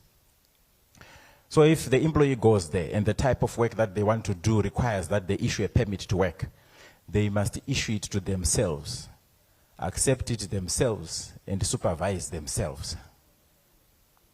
Because you are a lone worker there, you are equipped with the knowledge and the responsibility. You can't be trailed throughout the country so that somebody can issue a permit to you and then you can carry out the job. It's a job maybe that requires 5 minutes, but it's a high-risk task. Then you must do it yourself. Okay, next slide. Right, types of work. This is just an example of types of work where permit to work is mandatory at BOC. You can see there's hot work there. It can be in flammable areas or not. You can see the working at heights. You can see people entering confined spaces. You can see elevated work and all the like. Those are just examples. Next slide. Right. So when the permit to work, sorry, just go back. Okay, then move on. Right. When we are talking about permit to work, there is something that we call high risk work, which is higher than the ordinary risk working that we are talking about, which is what we do. So when you are doing high risk work, the slide please. Okay. No. Go back. Right. When we are talking about high risk work, this is the type of work that still requires a permit to work, but then the executive head of the function issues that permit. And they supervise that job, physically present. So there's 3 types there. Hot work in flammable areas, entry into confined spaces, rigging and lifting at least 5 tons. So if you are found coming out of a confined space and the higher authority is not there, then something will happen. I'm sure we all know what, eh? So high risk work, higher authority includes the following. Those are the 3. And how is it done? High risk work application to senior executive at region Africa level. So if you say, I deliberately put those pictures there. So as a customer, and you require BOC to come and install those big cylinders there, or those big vessels there at your site, it cannot happen overnight. You have to plan in advance. And why? It's because that high risk work application to region Africa level must go all the way to the regional office for approval. The application is prepared and submitted by the country higher authority, which is the executive head of the function.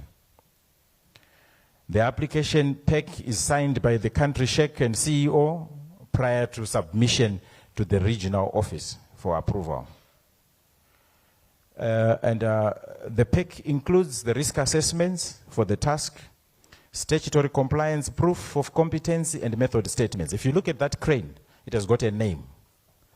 So the proof of competence there is who is going to operate that crane and what is the crane name, and the proof of competence must align with the type of crane that is going to be brought to site. You can't be trained on a Volvo and bring a cat. So you come to us and present the proof of competence on the type of equipment that you use. Just 5 minutes, I'll be done. Is it okay? It's all right, thanks. I'll put on hold this one for now. Thanks.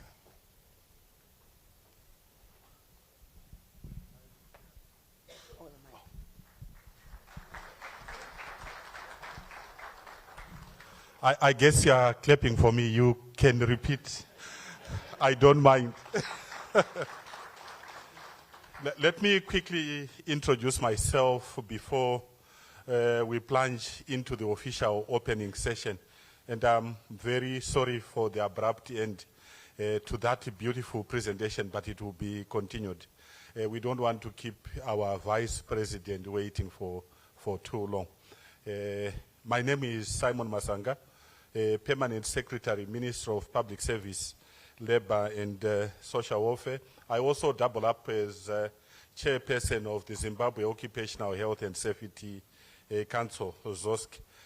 We advise Minister on OSH issues. Our guest of honor is already here, and I've requested him to exit the briefing room, specifically to prepare my beautiful audience before the Vice President arrives. He is already here, and in the next 5 minutes, he will be walking in. As soon as he walks in, we all stand up until he's not going to sit down. They will remain standing, and we'll go straight into the national anthem. I'll then ask Dr. Mtetwa to give us a prayer, and then go into the speeches. I'm sure within the next hour, we should be done. And thank you for your patience. Protocol issues are a bit tricky. We have to make sure we do everything according to the book. But looking at the happy faces here, it's very important that there is now political will at the highest level on issues of OSH. To me, that is what matters, especially now as we finalize our OSH bill, which will be going to Cabinet in the next few weeks and then to Parliament. It's good that the politicians also get to appreciate the work that we are doing in the OSH domain. Thank you so much, and let's wait for a few minutes for the VIP and his entourage to get into the room, and then we'll start our official opening program. Thank you so much.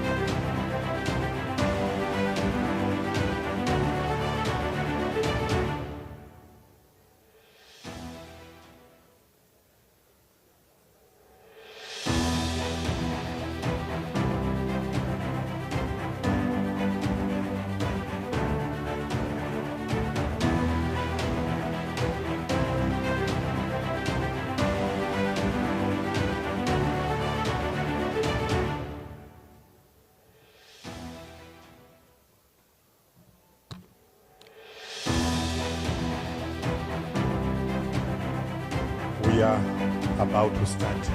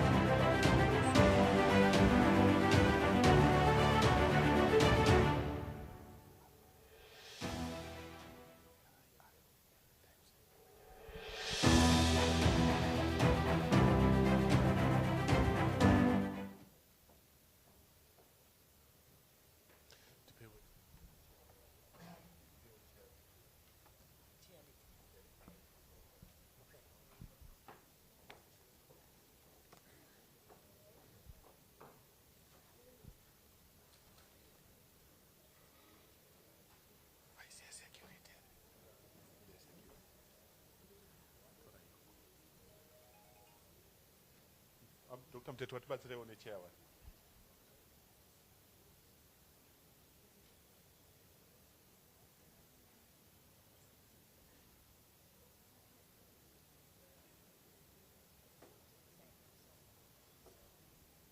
He can sit here.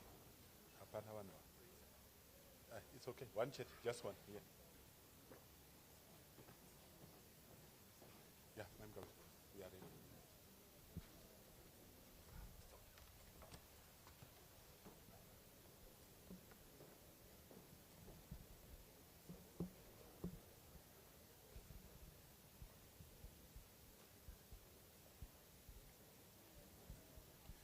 Can we make sure all our phones are on silent mode, please?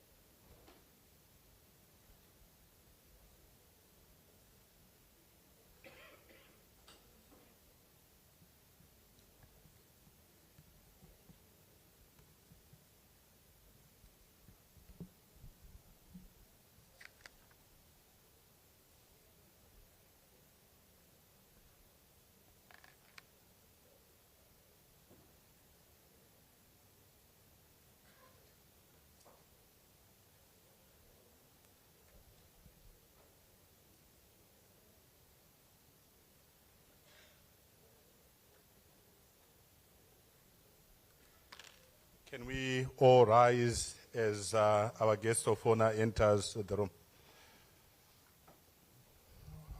We will remain standing because immediately after this, we'll start with the singing of the national anthem. Let's clap for the VP as he enters the room.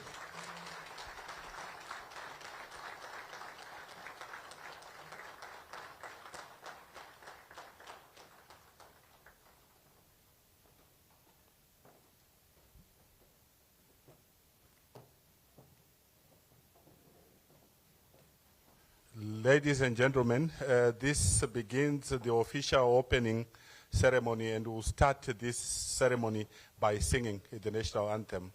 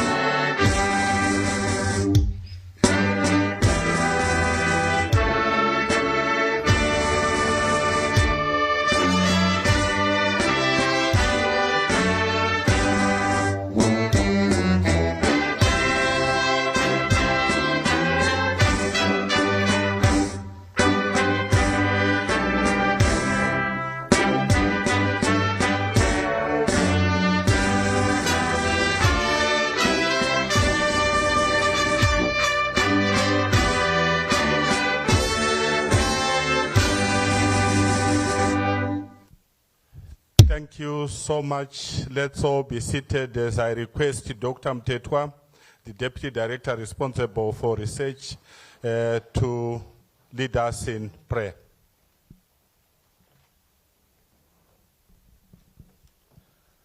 Thank you very much, PS. I shall take my reading from Psalms 118, verse 24. It reads, "The Lord has done it this very day. Let us rejoice today and be glad." Let's bow our heads and pray. Heavenly Father, we thank you this morning as our hearts are filled with joy, as our hearts are filled with gladness, as our hearts are filled with pleasure, as our hearts marvel at your works.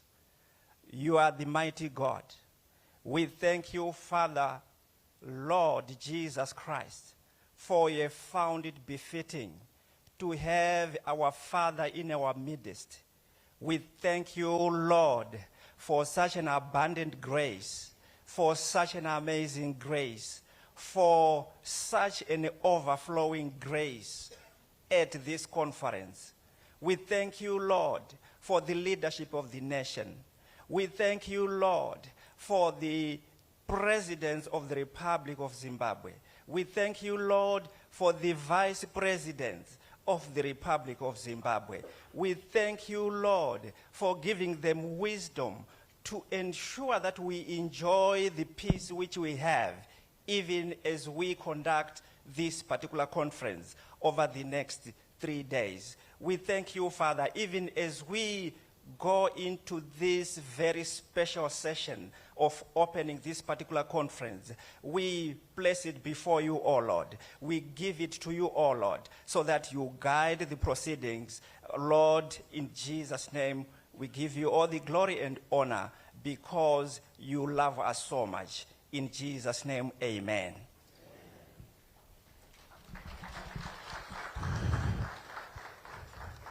Thank you, Dr. Mtetwa.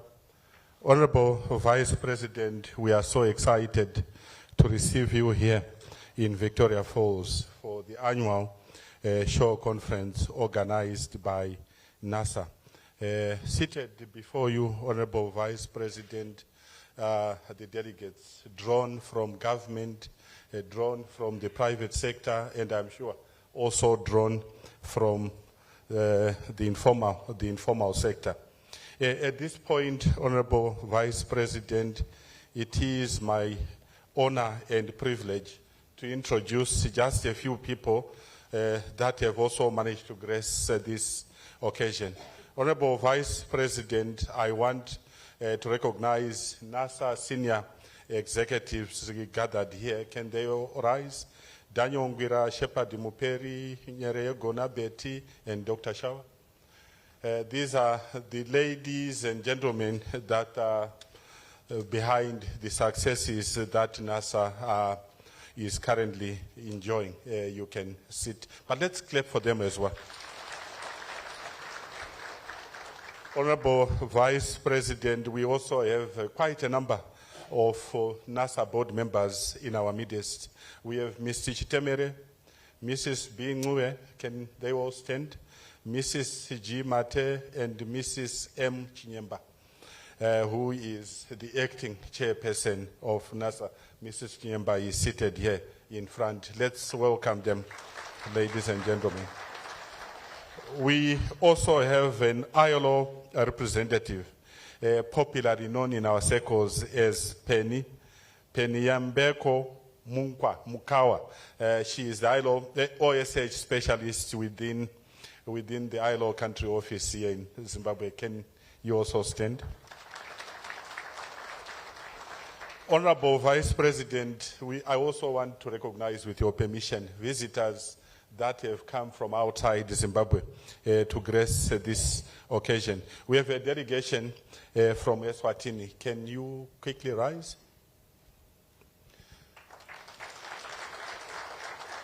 We also have a delegation from the Republic of Tanzania.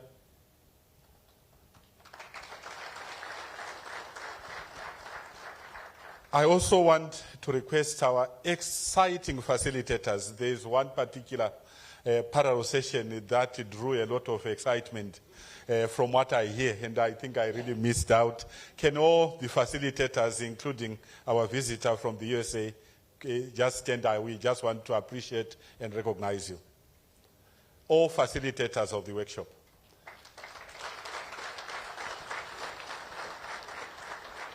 Thank you. Thank you so much. I will not point out who was the most popular facilitator yesterday, but I think your delegates are aware. Please, let's sit. Honorable Vice President, we have social partners in our midst. I'll start with Mrs. Alexander. Is she back in the? Okay. But she is represented. We also have Mr. Kenya Shamyarira, comrade. Let me repeat, Comrade Kenya Shamyarira. We also have the president of the Zimbabwe Congress of Trade Union, Florence Tarwinga. We also have Vice President of the Employers Confederation of Zimbabwe, Mr. Mbawia. He has a bereavement in the family, but Mr. Dube is ably representing him.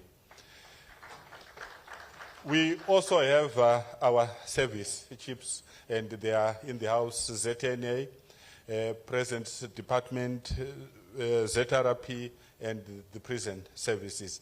They are standing behind there.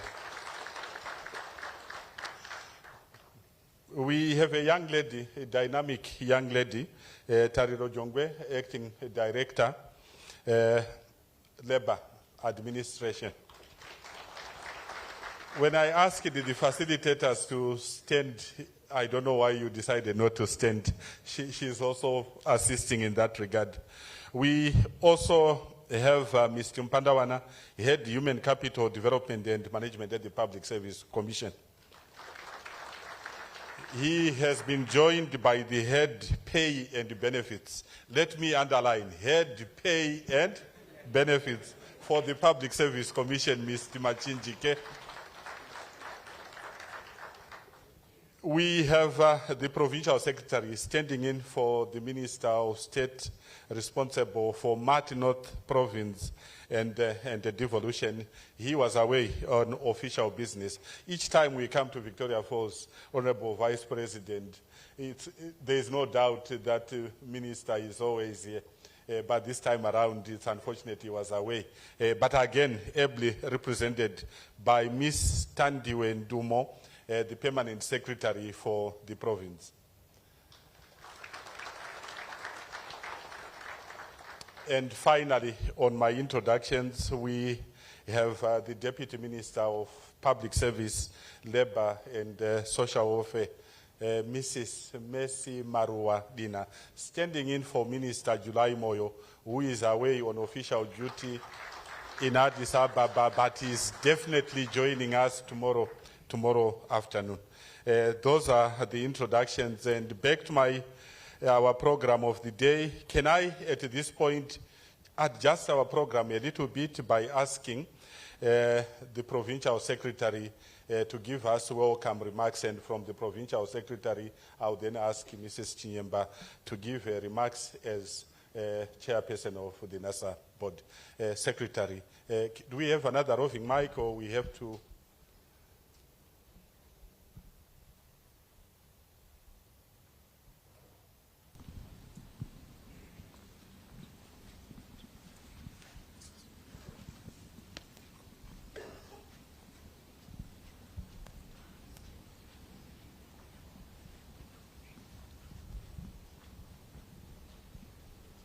Thank you very much, Director of Ceremonies.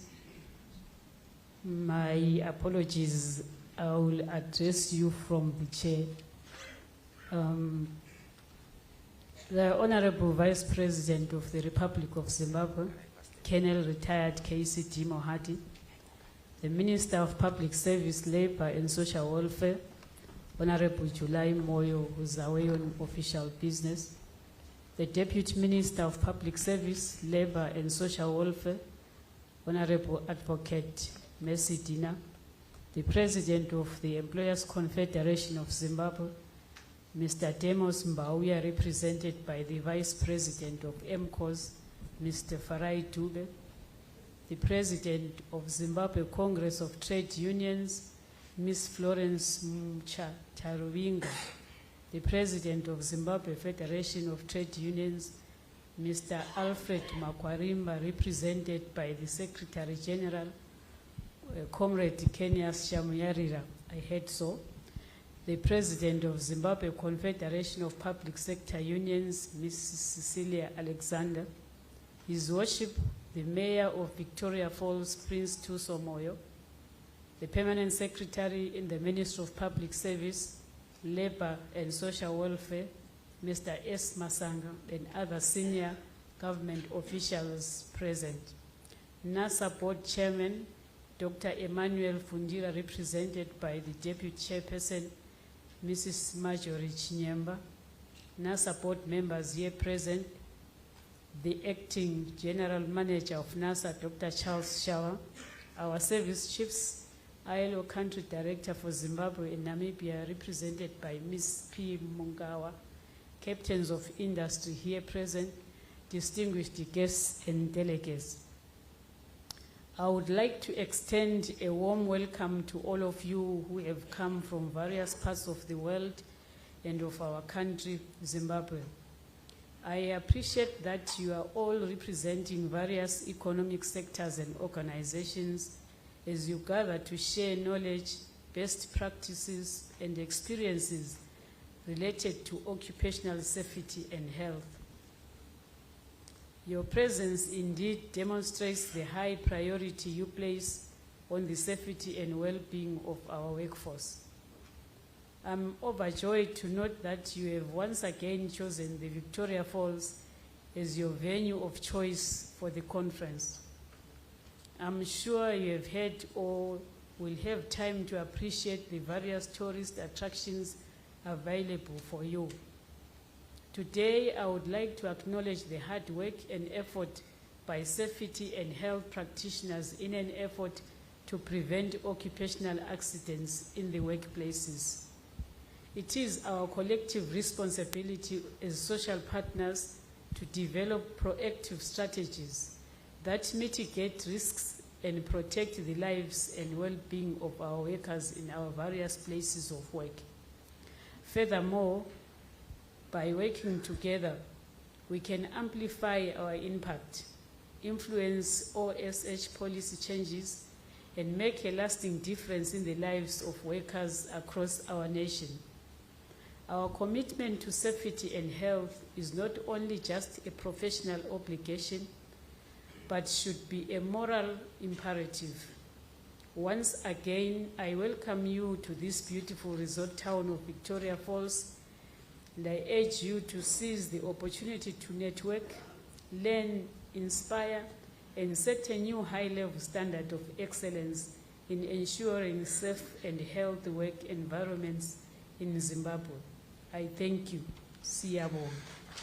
Thank you, Secretary. Thank you for representing our Minister of State and Devolution for Martinot Province. Honorable Vice President, as I was making the introductions, I also forgot to mention that in our midst we have a number of sponsors. Yesterday we had a beautiful outing, and it was an outing sponsored by the FBC Bank.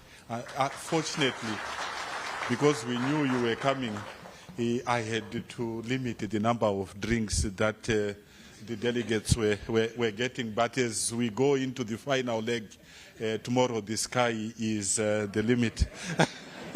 And I hope, my Sadumba, you open that beautiful bag again tomorrow, because yesterday we had serious limitations. Let me move on. Maybe the sponsors can quickly stand in up, and Dr. Shawa would then recognize them by name. But let's have our sponsors rising so that the VP can also get to appreciate you.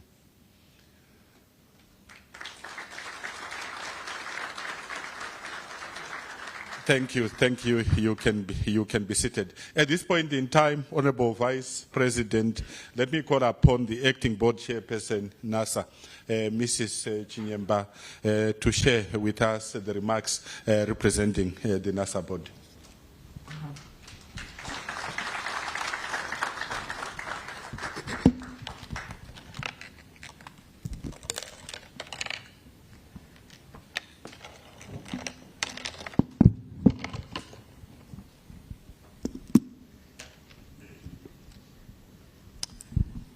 Good morning to us all.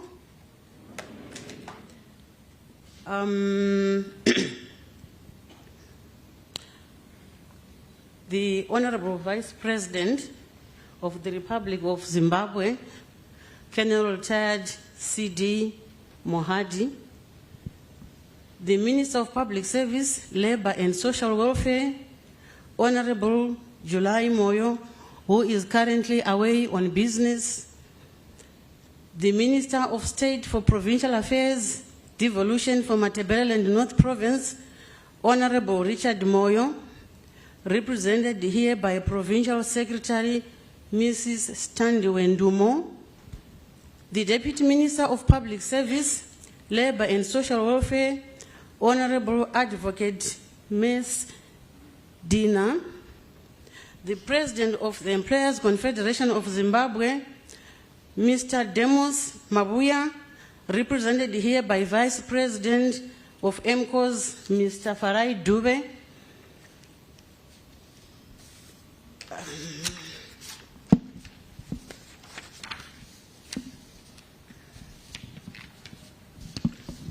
the President of Zimbabwe Confederation of Trade Unions, Mrs. Florence Mucha Tarubinga, the President of the Zimbabwe Federation of Trade Union, Mr. Alfred Makwarimba, represented here by Secretary General Comrade Kenya Shamuyarira, the President of Zimbabwe Confederation of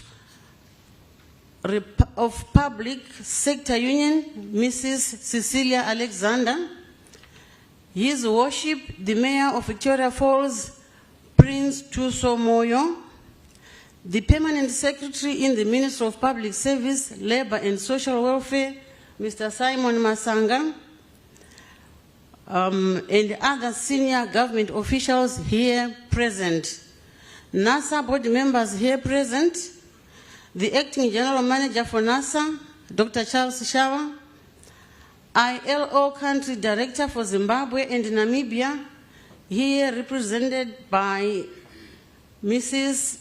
Peneyamboka Mankawa, captains of the industry, distinguished guests, and delegates. It is a great honor for me to introduce this very important conference and guests gathered here today. As the acting chairman of NASA board, I'm excited to see dedicated OSH professionals, social partners, the tripartite arrangement, chief executives, and other industry players united by a common goal to promote safer and healthier workplace across our nation. This year's theme runs under the theme Promoting an Occupational Safety and Health OSH Culture through Vision Zero. The theme highlights the close relationship between safety and health, beliefs and practices at workplaces towards achieving zero harm. Our attitude to safety and health will affect how we perceive and practice safety at the workplaces. I'm happy to see how rich the program of the conference is, covering among other topical issues that include leadership and OS culture improvement, emerging issues in OSH, mining and artisanal mining safety in Zimbabwe, environment, social governance and occupational risks management, occupational diseases menace, climate change and impact on OSH, Vision Zero. The ongoing evolution of the employment labor pattern in Zimbabwe, coupled with emerging risks in the workplace, highlights the critical need for continuous education, collaboration, and innovation in our field of OSH. This conference not only serves as a platform for sharing knowledge, best practices, but also an opportunity to inspire towards creating a culture of accident and free prevention in the workplace. The conference is highly privileged to have distinguished speakers and OSH experts who are sharing their insights on technologies, strategies for protecting safety and health of workers. We are all encouraged to engage actively in discussions, probe issues, forge and foster new connections that will strengthen our collective efforts to protect workers from harm associated with workplace activities. Thank you once more for supporting this program, and I look forward to good outcomes and inspiring conference with long-lasting positive results towards healthy and safety at workplaces. And as we go back to our workplace,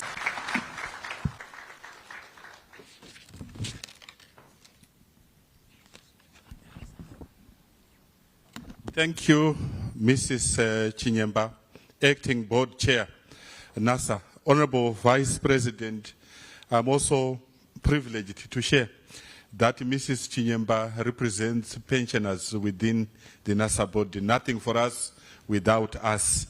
And what better way to represent the pensioners than becoming Vice Chair of the board. At this point in time, let me call upon my sister, Florence Mucha Taruinga. We have 3 registered federations under the ministry. The Zimbabwe Congress of Trade Unions, where Mr. Taruinga is the president. Then we have the Zimbabwe Federation of Trade Union, where Comrade Shamu is hailing from. And we have the Zimbabwe Confederation of Public Sector Unions, where Mr. Chinosengwa, who is representing Mrs. Alexander, is coming from. The 3 unions have come together. They are having breakfast together, lunch together, dinner together. Unfortunately, when it comes to bedtime, they have to go separate ways. But let me at this point in time ask Mr. Taruinga to come and address us. The following 3 speeches are very, very brief. ILO, organized business, and labor, before we move on to the main speech. Thank you, Mrs. Taruinga, for also observing protocol. Thank you.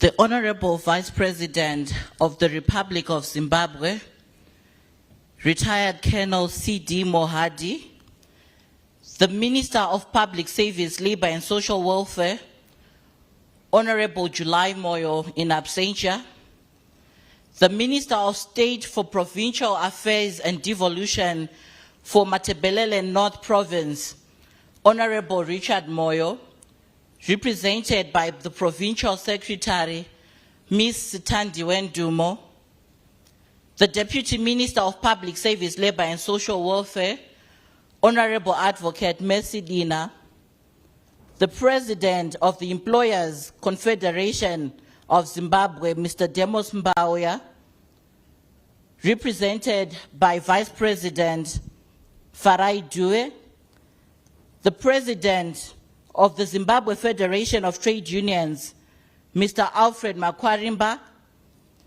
represented by my Secretary General, Kenyas Shamyarira, the President of the Confederation of Public Sector Unions, my sister Mrs. Cecilia Alexander, the ILO Country Director for Zimbabwe and Namibia, represented by my sister Ms. Penyambeko Mkawa, His Worship, the Mayor of Victoria Falls, Prince Tuso Moyo, and in the interest of time, allow me to ride on the protocols that have already been observed.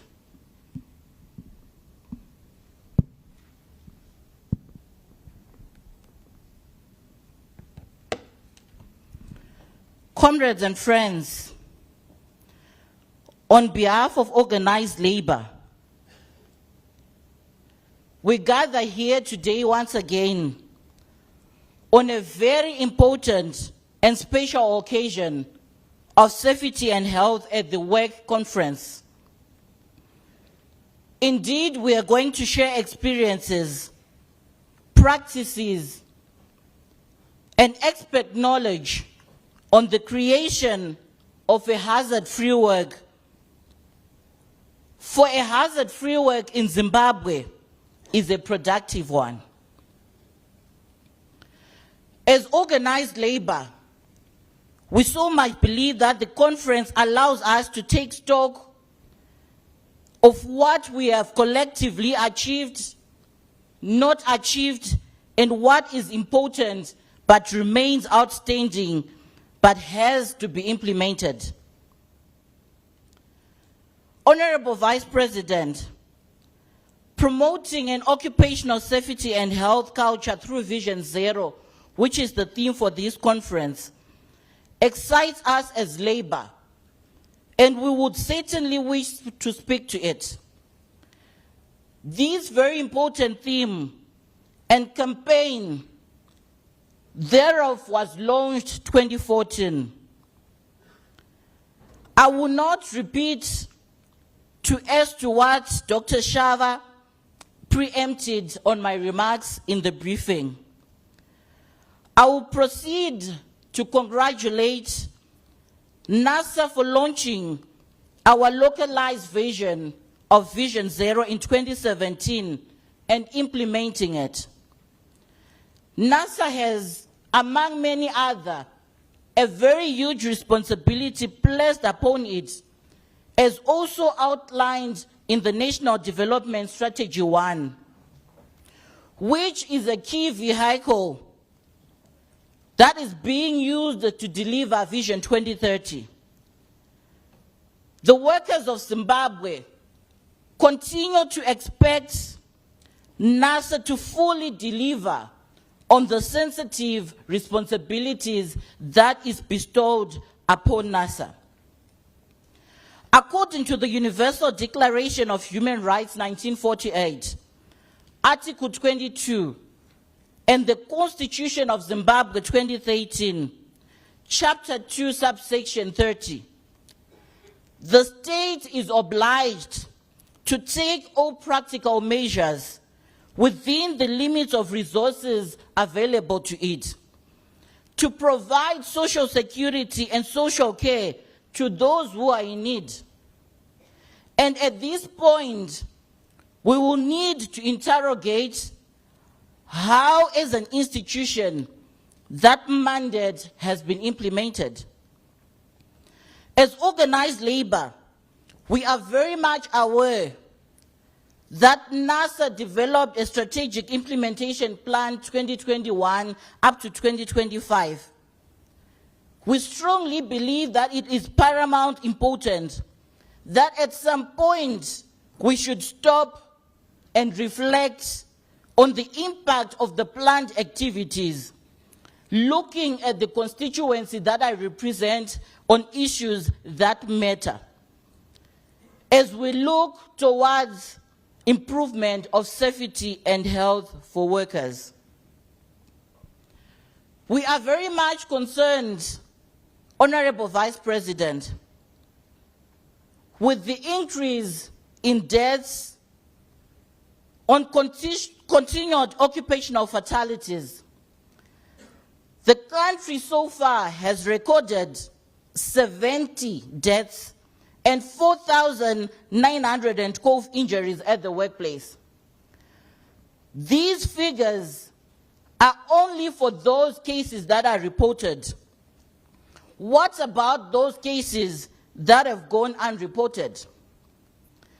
It remains to be our demand as organized labor that more focus should be placed on accident prevention, occupational safety and health awareness in the workplaces, and introduction of mechanical and engineering controls that will see the workplace also transiting towards a safe and healthy workplace.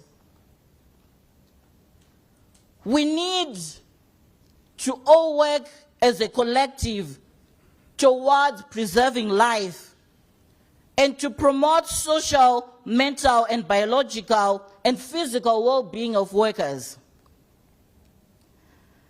Honorable Vice President, as organized labor, we wish to indicate that the successes of all planned actions shall be based upon our resolve to implement what we would have agreed. As organized labor, whenever we agree and issues are taken outside the agreement, you will hear our voices speaking against such actions. And that on its own should be also coupled with NASA adhering to corporate governance practices as guided by the enabling acts, of particular mention the NASA Act, Chapter 17.04, the Public Entities Corporate Governance Act, Chapter 10.31. I will proceed to speak on the wellness of workers at the workplaces. We are very much concerned, as I highlighted earlier on, with reported high incidences of mental health cases in our constituency and in different respective industries of our economy. Mental health problems are the result of complex interplay between the economic, biological, psychological, and social environmental factors, which we strongly believe as organized labor that it can be prevented or minimized if we jointly pay attention. Mental health at the workplace, such as depression, anxiety, substance abuse, and stress, have become so topical, common, and rampant, affecting individuals, their families, co-workers, the community, and Zimbabwe at large. And in addition, they have also had direct impacts on workplaces through increased absenteeism, reduced productivity, and increased costs. Workers remain to be the backbone of every economy. How they are treated determines the trajectory at which we are working towards the growth of the economy of each and every nation. It is our view that as we are going to focus and discuss on the theme of this conference, we should also focus on addressing key factors that causes mental health challenges, especially, Honorable Vice President, the payment of workers' salaries below the poverty datum line in the local currency vis-à-vis the disparity as to the demands that are in the market. The non-payment of salaries, wage theft, poor working conditions, and also poor leadership and communication within the operational companies that are here present. It is our earnest view, Honorable Vice President, that if we push forward social dialogue and have a decent work at each and every workplace, Zimbabwe will attain Vision 2030. You are going to see, Honorable Vice President, majority of my constituency moving lips as they move along.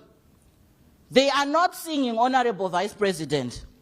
They are talking to themselves, trying to balance life, which has become so topical, and it affects the productivity of companies, and it affects the growth of the economy of Zimbabwe at large. As we are seated today, Honorable Vice President, allow me to put it before you as mandated by my constituency. Workers are not happy with the arbitrary and knee-jerk fiscal and monetary policies that are being implemented by the Ministry of Finance and Economic Development and the Reserve Bank of Zimbabwe.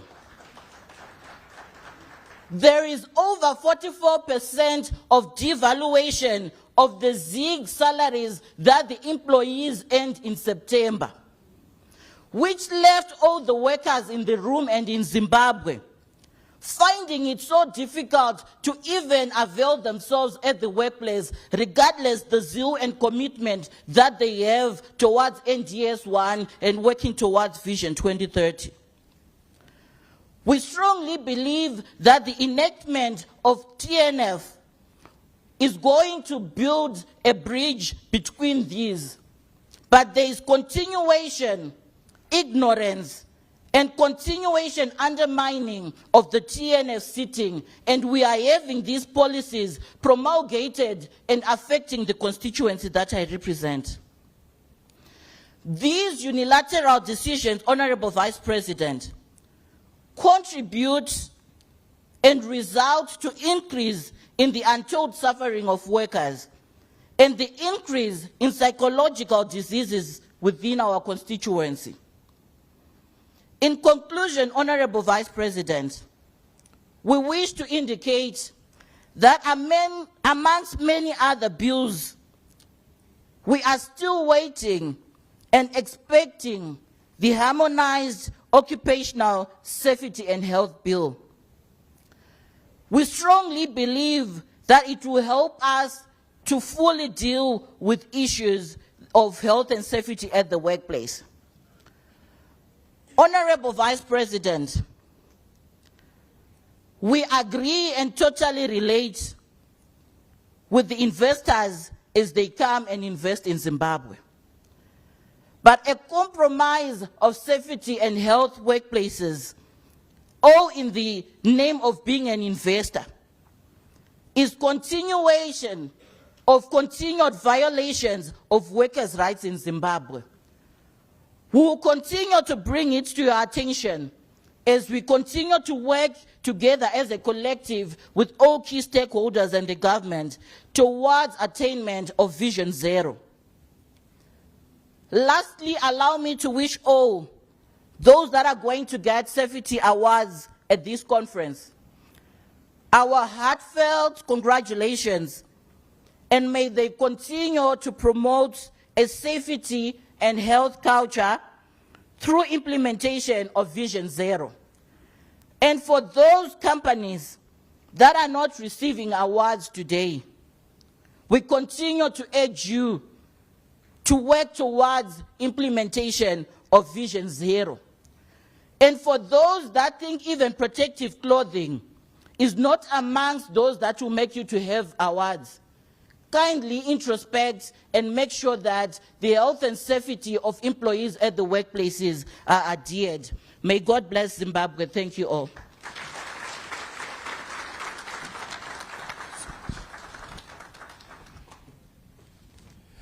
Thank you so much, Mr. Ruinga. Honorable Vice President, I think it's not a secret that the Second Republic has given voices to everyone, including Labour. The tripartite negotiating forum is vibrant with its own secretariat, and the people are now free to air their views. Ladies and gentlemen, this conference is running under the theme Promoting Safety and Health Culture through Vision Zero. And as we were reminded yesterday, the pillars of this Vision Zero remains safety, health, and wellness. At this point, Honorable Vice President, let me call upon, in the interest of time, Mr. Farai Due.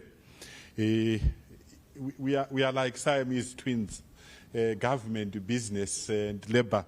We go to Geneva together, we go to SADC together, we go to the AU together as tripartite partners, and the relationship grows from strength to strength.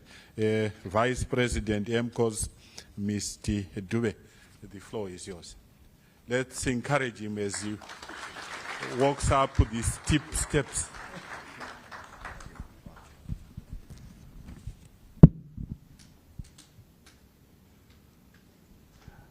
Good morning, all.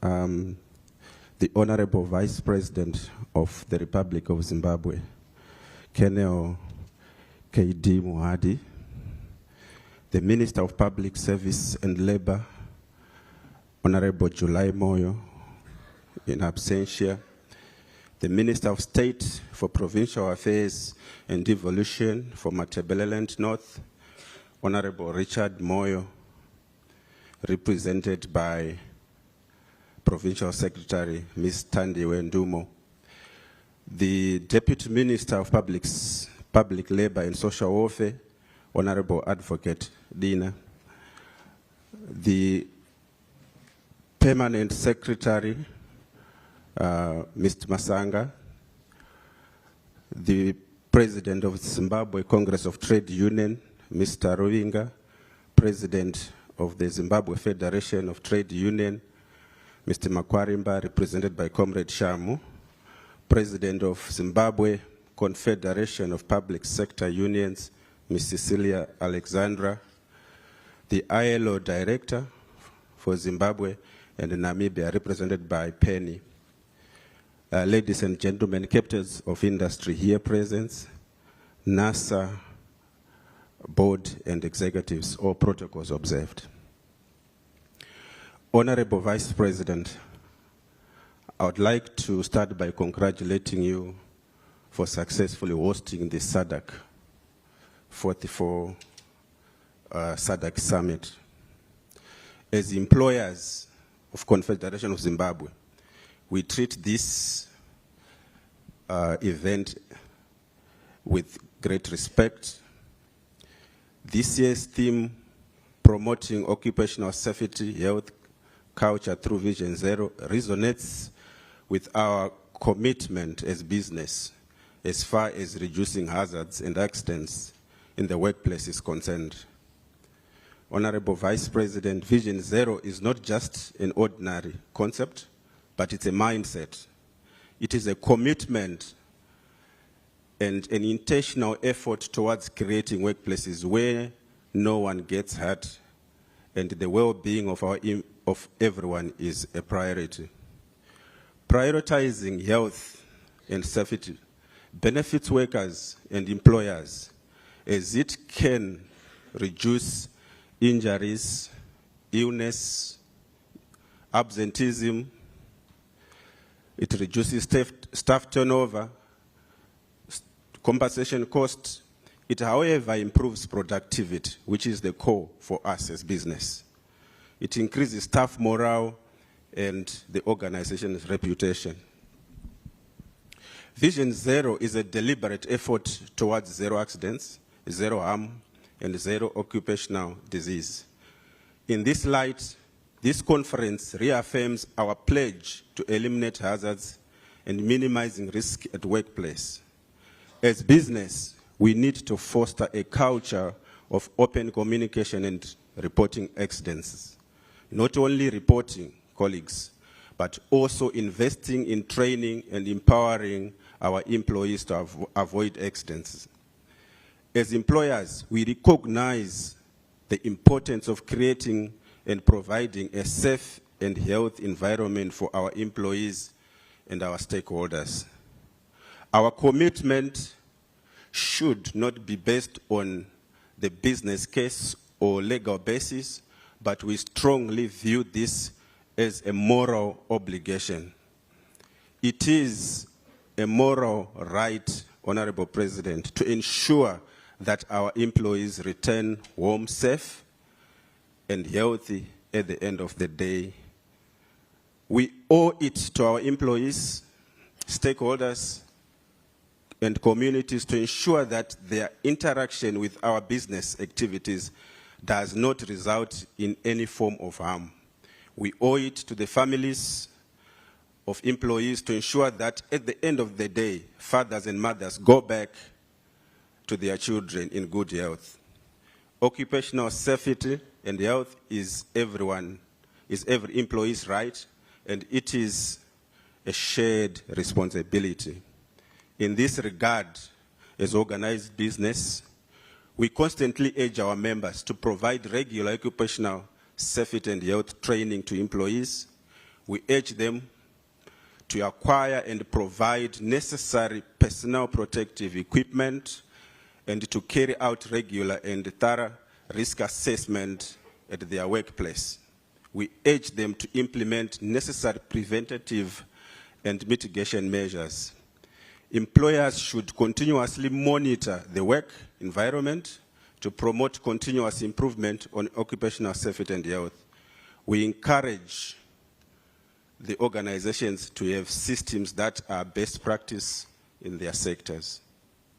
Honorable Vice President, economic development should focus on accelerating industrialization, thereby creating more safe jobs, and underlying safe jobs.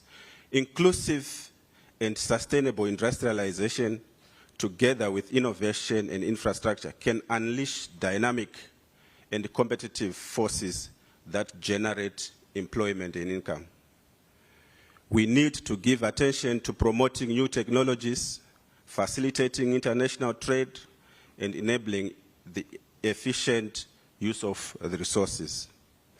Honorable Vice President, formalizing the informal sector can yield several trade benefits that include better working conditions and protecting formal workers. Formalizing the informal will accelerate trade and spur economic growth and reduce poverty. This annual show conference provides us with a platform to catch up on best practices. It allows us to learn from the experts presenting on topical issues. It also allows us to network and collaborate so that we achieve Vision Zero. Honorable Vice President, with these few remarks, what remains for me is to thank you for inviting MCOS to be part of this highly informative conference. We look forward to a fruitful deliberations, and together Vision Zero is possible. I thank you.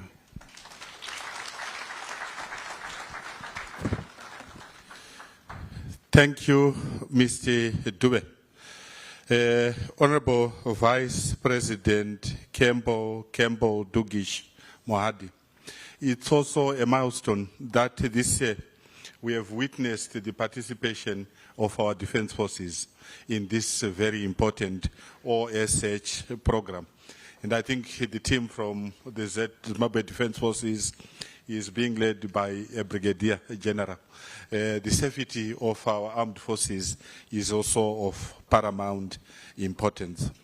At this point, let me call upon my sister, representing the country director for ILO, Ms. Masuku, to come up and present their solidarity remarks from the International Labour Organization.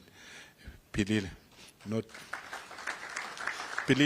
is not with us. She covers two countries, Zimbabwe and Namibia, and unfortunately, she is not available at this particular conference, but she is ably represented.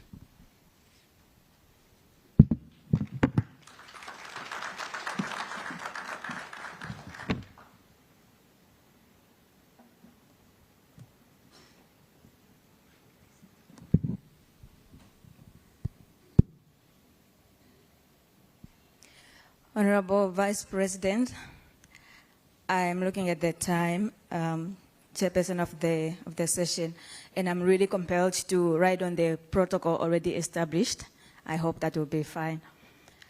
I am delighted to have this opportunity to represent the International Labour Organization and be part of the 61st National Conference on Safety and Health at Work 2024.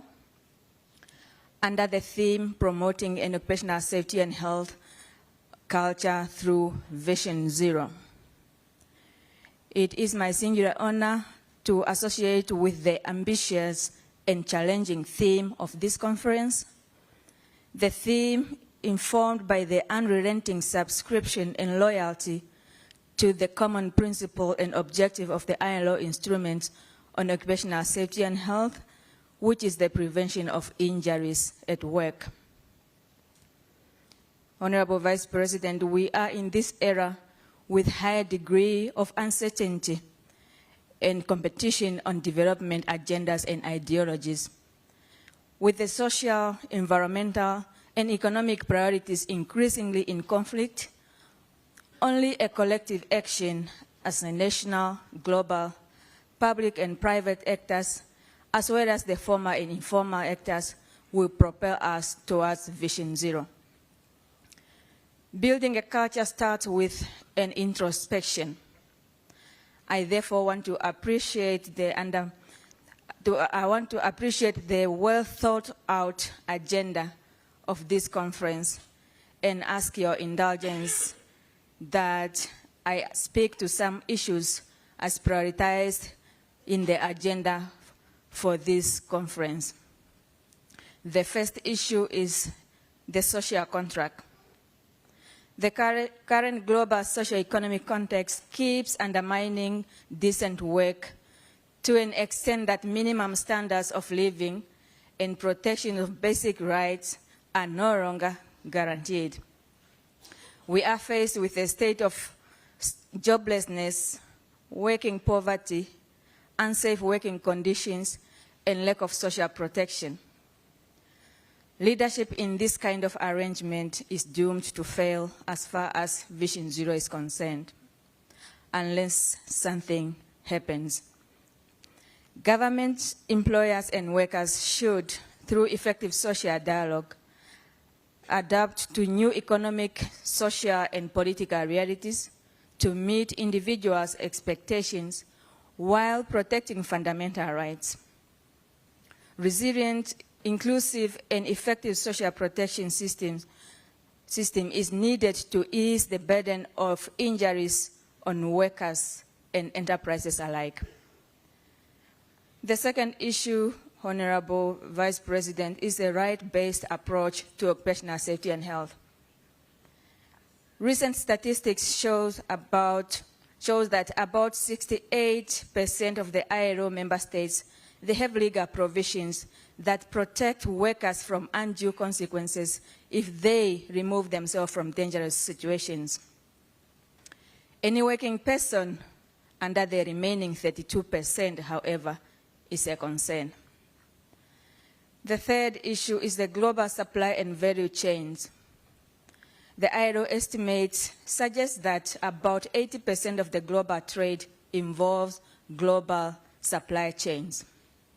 Global supply chains have created skills, jobs opportunities. However, they have also aggravated the decent work deficits, especially in countries with already inadequate measures for social protection or for protection of fundamental rights of workers at both national and cross-border sourcing of goods and services. The ILO has, through the adoption of the Tripartite Declaration of Principle concerning the multinational enterprises and social policy, well known as M&E Declaration, provided a clear guidance on how enterprises can contribute through their operations worldwide to the realization of the decent work. Prevention of injuries cannot be pursued through pushing duties and responsibilities into hidden corners called the subcontracting and outsourcing. Injuries experienced in the informal sectors and lives lost in the lowest segments of our value chains are not trivial. If anything, they are devastating as they lead workers, families, and communities into poverty and suffering. Honorable Vice President, the fourth issue is climate change. The impact of global warming, weather patterns, and well-known and established ocean management strategies should not be taken lightly. Climate change has been linked to 22.85 million occupational diseases and 18,970 work-related deaths every year globally. According to ILO statistics, at least 2.4 billion workers are exposed to excessive heat every year, and about 23 million working life years are were lost between 2000 and 2015 due to climate-related causes. Furthermore, it's forecasted that agricultural workers will account for at least 60% of lost working hours globally by 2030. This sector is also associated with high level of informality, weak labor laws and social protections, increased cost of production, and unstable labor productivity. A preventive horticulture requires a robust and adaptable legal framework to respond to threats posed by excessive heat, UV radiation, extreme weather events including the cyclones and droughts, air pollutions, wildfires, vector-borne diseases, and increased use of agrochemicals. The fifth issue is technological advancement. It is a comforting realization that technological advancement reduces some safety and health hazards by isolating workers from hazardous tasks and substances. However, it's also important to know that new work arrangements bring new hazards and challenges in securing the fundamental rights at work. The advancement has brought about the transition from the in-person to platform workers and just-in-time or work-on-demand or crowd workforce, as they call them, of which labor protection is another new monster. The number and the whereabouts of the workers in this particular economy remain elusive, and that makes access to fundamental principles and rights at work harder and the risk of exploitation even higher. Honorable Vice President, the ILO has taken a step towards collecting information and building knowledge base for sensitization and awareness on impact of digitalization and artificial intelligence on safety and health of workers. The theme of 2025 World Day for Safety and Health at Work will examine this topic to length, so please do not miss out. The sixth issue is a just transition. In 2021, the government of Zimbabwe concluded a green job assessment with support of the UNDP and the ILO to provide a basis for policy making on just transition. Individual sectors will need to fulfill their responsibilities in promoting the environmental sustainability as guided and in accordance with the principles of the ILO guidelines for a just transition towards environmentally sustainable economics and societies for all of 2015. This will help promote a safe and healthy working environment through transition to a low-carbon economy. The next issue is the inclusivity and non-discrimination, Honorable Vice President. Safety and health workplaces. The safe and healthy workplaces are the ones that are inclusive and equitable. Deliberate measures must be designed to extend OSH protection to workers in vulnerable situations, such as informal sector workers, migrant workers, workers with disability, women, and children laborers. Due to weak data collection and segregation, many countries are unable to report on OSH data in relation to migration status, let alone the disability status. A recent analysis of ILO statistics and published by the International Organization for Migration, IOM, on work-related fatalities found that in 73% of the countries for which data was available, the incident rate of fatal occupational injuries was higher among the migrants than the natives. People with disability make up about 1.3 billion, or 15% of the world population, and about 80% are of working age. They are usually at greater risk of exposure to occupational hazards. The UN and the ILO in particular advocate for disability inclusion in the world of work. Through non-discrimination and equal opportunities in recruitment, in job progression, job retention, education and training, accessibility, and occupational safety and health. Furthermore, specific measures should be applied to prevent and deal with any incident of violence and harassment at work, including gender-based violence and harassment, for which women and women with disabilities are at high risk. The next issue is the wellness and mental health, which was alluded to by my sister already. In 2022, the World Health Organization reported that at least 1 billion people globally were living with a mental health disorder in 2019. It's also pointed out that work events such as discrimination, inequality, heavy workloads, bullying, violence, and harassment contribute to mental disorders. Governments, employers, and workers should, through social dialogue, formalize the collective actions to identify and tackle risks to mental health, support the prevention of mental health risks, protect and promote mental health at work, and support those with mental health conditions so that they can participate and thrive in the world of work. The last issue, Honorable Vice President, is data and scientific services. Without functional health services, particularly occupational health services and systems for reporting and notification, some risks such as the psychological factors and emerging occupational diseases will keep falling through cracks, leaving workers exposed to harm. Unnoticed and unrecorded injury is not necessarily a zero accident.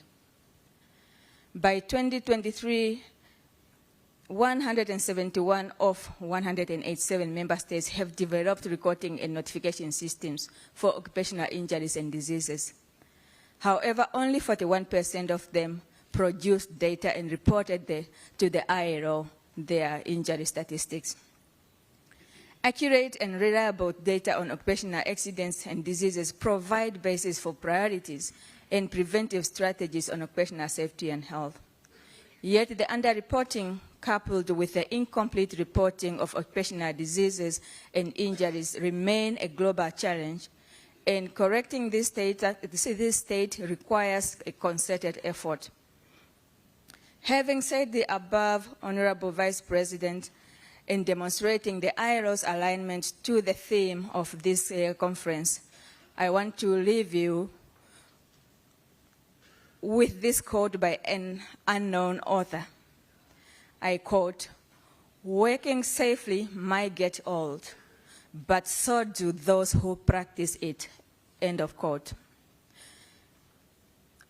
Honorable Vice President and dear participants, the moral of the quote is that if we find ourselves convinced to have done enough on a preventive culture of occupational safety and health, yet those operating within it keep dying prematurely as a result of work, then it's about time we re-examine the kind of culture we have adopted. In conclusion, I want to congratulate the Ministry of Labor, the NSSA, the partners and stakeholders on this commendable tradition. The ILO is ready to support Zimbabwe towards the harmonization of the OSH legislation as highlighted in the State of Nation address by the President recently, and as we also learned that it's just a few steps away to reaching the high level of adoption. May more actions and more positive impacts be traced back to the show 2024. I thank you.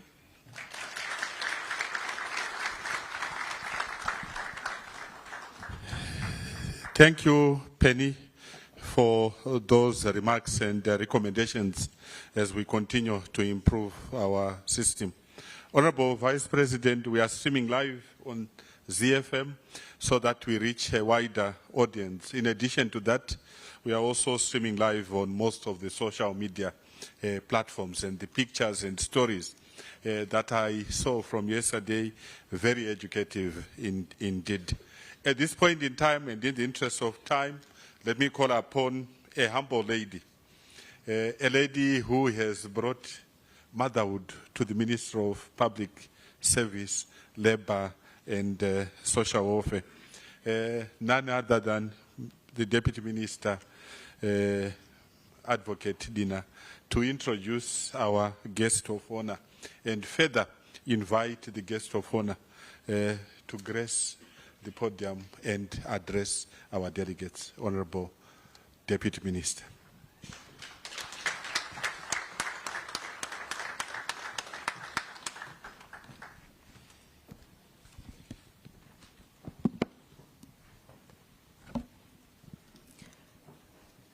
Good morning to you all. Allow me to recognize the Minister of Public Service, Labor and Social Welfare, Honorable July Moyo, who is away on official business. The Minister of State for Provincial Affairs and Devolution for Matabeleland North Province, Honorable Richard Moyo, represented by the Provincial Secretary, Mr. Ndiwe Ndomo. The President of the Employers Confederation of Zimbabwe, Mr. Demos Mbauya, represented by the Vice President of MCOS, Mr. Farai Dube. the President of the Zimbabwe Congress of Trade Unions, Ms. Florence Mucha Taruenga, the President of the Zimbabwe Federation of Trade Unions, Mr. Alfred Makwarimba, represented by the Secretary General, Comrade Kenyas Shamuyarira, the President of the Zimbabwe Confederation of Public Sector Unions, Mrs. Cecilia Alexander, His Worship, the Mayor of Victoria Falls, the Permanent Secretary in the Ministry of Public Service, Labour and Social Welfare, Mr. Masanga, and other senior government officials here present. NASA Board Chairman, Dr. Emmanuel Fundira, represented by the Deputy Chairperson, Mrs. Marjorie Chinyemba. NASA Board members here present, the Acting General Manager of NASA, Dr. Charles Shava, ILO representative, our service chiefs here present, ladies and gentlemen. My job here today is to introduce the guest of honor. It is an honor for me to be given such a rare moment. The guest of honor today is a born leader with a pragmatic approach, selfless in nature, humble and approachable. His down-to-earth approach has made him an exemplary and towering leader who easily stands out among many. In a world where arrogance is the hallmark of contemporary leadership, his humility inspires many, not just in Zimbabwe, but across the enlightened world. Ladies and gentlemen, it did not come as a surprise to those who have followed him closely that His Excellency, the President, Dr. E.D. Mnangagwa, appointed him as a key member of his cabinet and his deputy, both at party and in government. With rare and invaluable traits such as patriotism, selflessness, humility, and resilience, he is an embodiment of a progressive national leader. His track record during the liberation struggle makes him a hero whose name will remain indelible in Zimbabwean history. He is a living legacy and encyclopedia on the history of the Zimbabwe liberation struggle. The history of Zimbabwe cannot be discussed without the mention of this towering giant that stands shoulders above the rest on the road to independent Zimbabwe. During the first elections of independent Zimbabwe in 1985, he successfully contested and won the Bedbridge constituency and became a member of parliament. He never lost that seat until he was appointed to his current position. In the ruling party, he served as Deputy Secretary for Youth Affairs, Secretary for Legal Affairs, and Deputy Secretary for Security from 2000 to 2014, and subsequently Secretary for Security from 2014 to 2017. In government, he was appointed to various ministerial posts, which included Deputy Minister of Sports, Recreation and Culture, Deputy Minister of Local Government, Public Works and National Housing, Deputy Minister of Education, Sport, Arts and Culture, Minister of Home Affairs, Minister of State Security, Minister of Defense, Security and war veterans. Ladies and gentlemen, our guest of honor has passionately championed the cause for peace, economic productivity, and nation building. He has remained true to his country's aspiration of attaining Vision 2030. Under the leadership of His Excellency, President Dr. E.D. Mnangagwa, the guest of honor has taken development in a more systematic, holistic, and coordinated way. With this short narrative, it is now my singular honor and privilege to invite the guest of honor, the Vice President of the Republic of Zimbabwe, Honorable Colonel Retired Campbell Dugish Mohadi, to address this august gathering. Honorable Vice President, sir.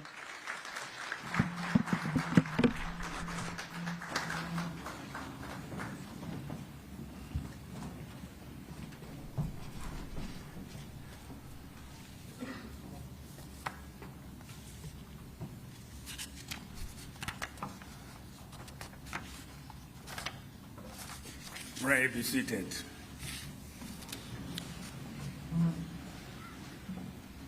Director Ceremony, the Minister of Public Service, Labor and Social Welfare, Honorable July Moyo in absentia, the Minister of State for Provincial Affairs and Devolution for Matabele North Province, Honorable Richard Moyo, as represented by the Provincial Secretary, Ms. Standiwe Dumonove.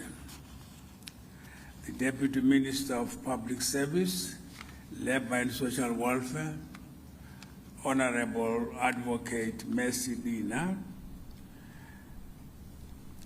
the President of the Employers Confederation of Zimbabwe,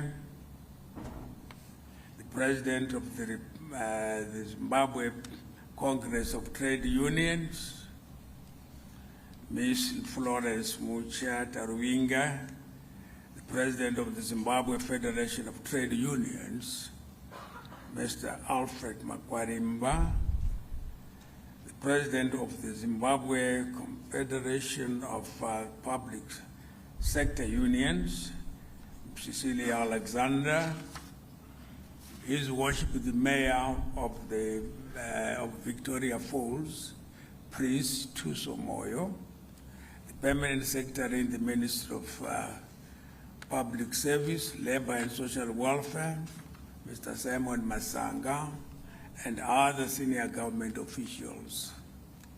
NASA Board Chairman, Dr. Emmanuel Fundira, as represented by Mrs. Marjorie Chiemba. NASA board members here present, the Acting General Manager of NASA, Dr. Charles Shawa, ILO Country Director for Zimbabwe and Namibia, captains of industry here present, distinguished guests and delegates, ladies and gentlemen, comrades and friends.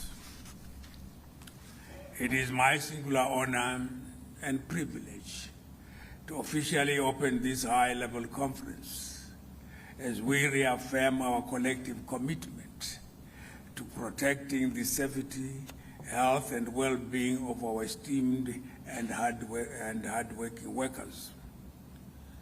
This year's conference, held under the theme, and I quote, promoting an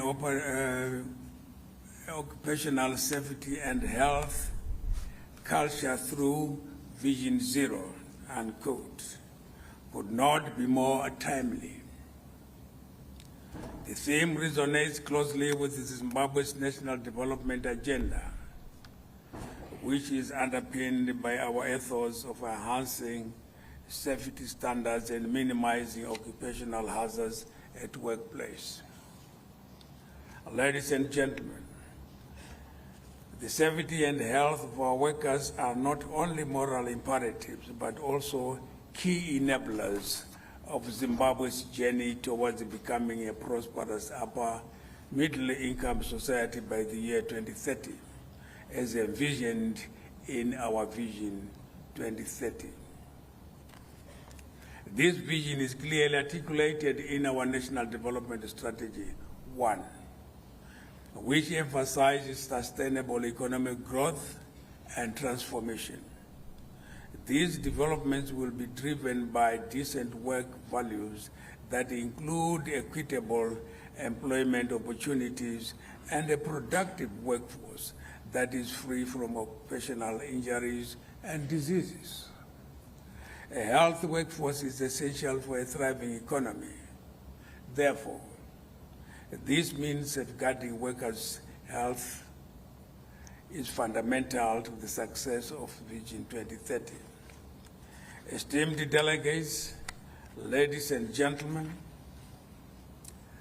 the protection of workers' rights is fully enshrined in Section 65, subsection 1 of our Constitution. This section of our Constitution guarantees the right to fair and safe labor practices. Furthermore, Section 73, subsection A of our Constitution guarantees the right to a safe working environment that is conducive for the well-being of our workers. These constitutional provisions are, in my view, the bedrock of our social and economic development as a nation. As a result, government remains resolutely committed to upholding these fundamental rights in the workplace as provided for in our Constitution. I wish to state that as part of the global community, we have, as Zimbabweans, aligned our legislative framework with international labor standards. I'm happy to inform you that to date, Zimbabwe has ratified 6 major occupational safety and health conventions. Such conventions include Convention 155 on occupational safety health, Convention 161 on occupational health services, and Convention 170 on safety in the use of chemicals. In addition, we are also in the process of ratifying Convention 187 on the promotional framework for occupational safety health, which will further enhance our national safety framework. This demonstrates our national zeal for health and safety at the workplace in Zimbabwe. Together with our social partners, we have, as a government, made significant strides in domesticating international protocols of the OSH policy. Additionally, Zimbabwe is also finalizing the OSH bill. Distinguished guests, ladies and gentlemen, as we gather here today, we must remind ourselves that the safety of workers is at the very heart of our nation's prosperity. Occupational injuries and fatalities, such as the 4,622 disabling injuries and 65 deaths recorded annually between 2019 and 2023, are not just statistics. They represent personal tragedies that impact families, communities, and the productivity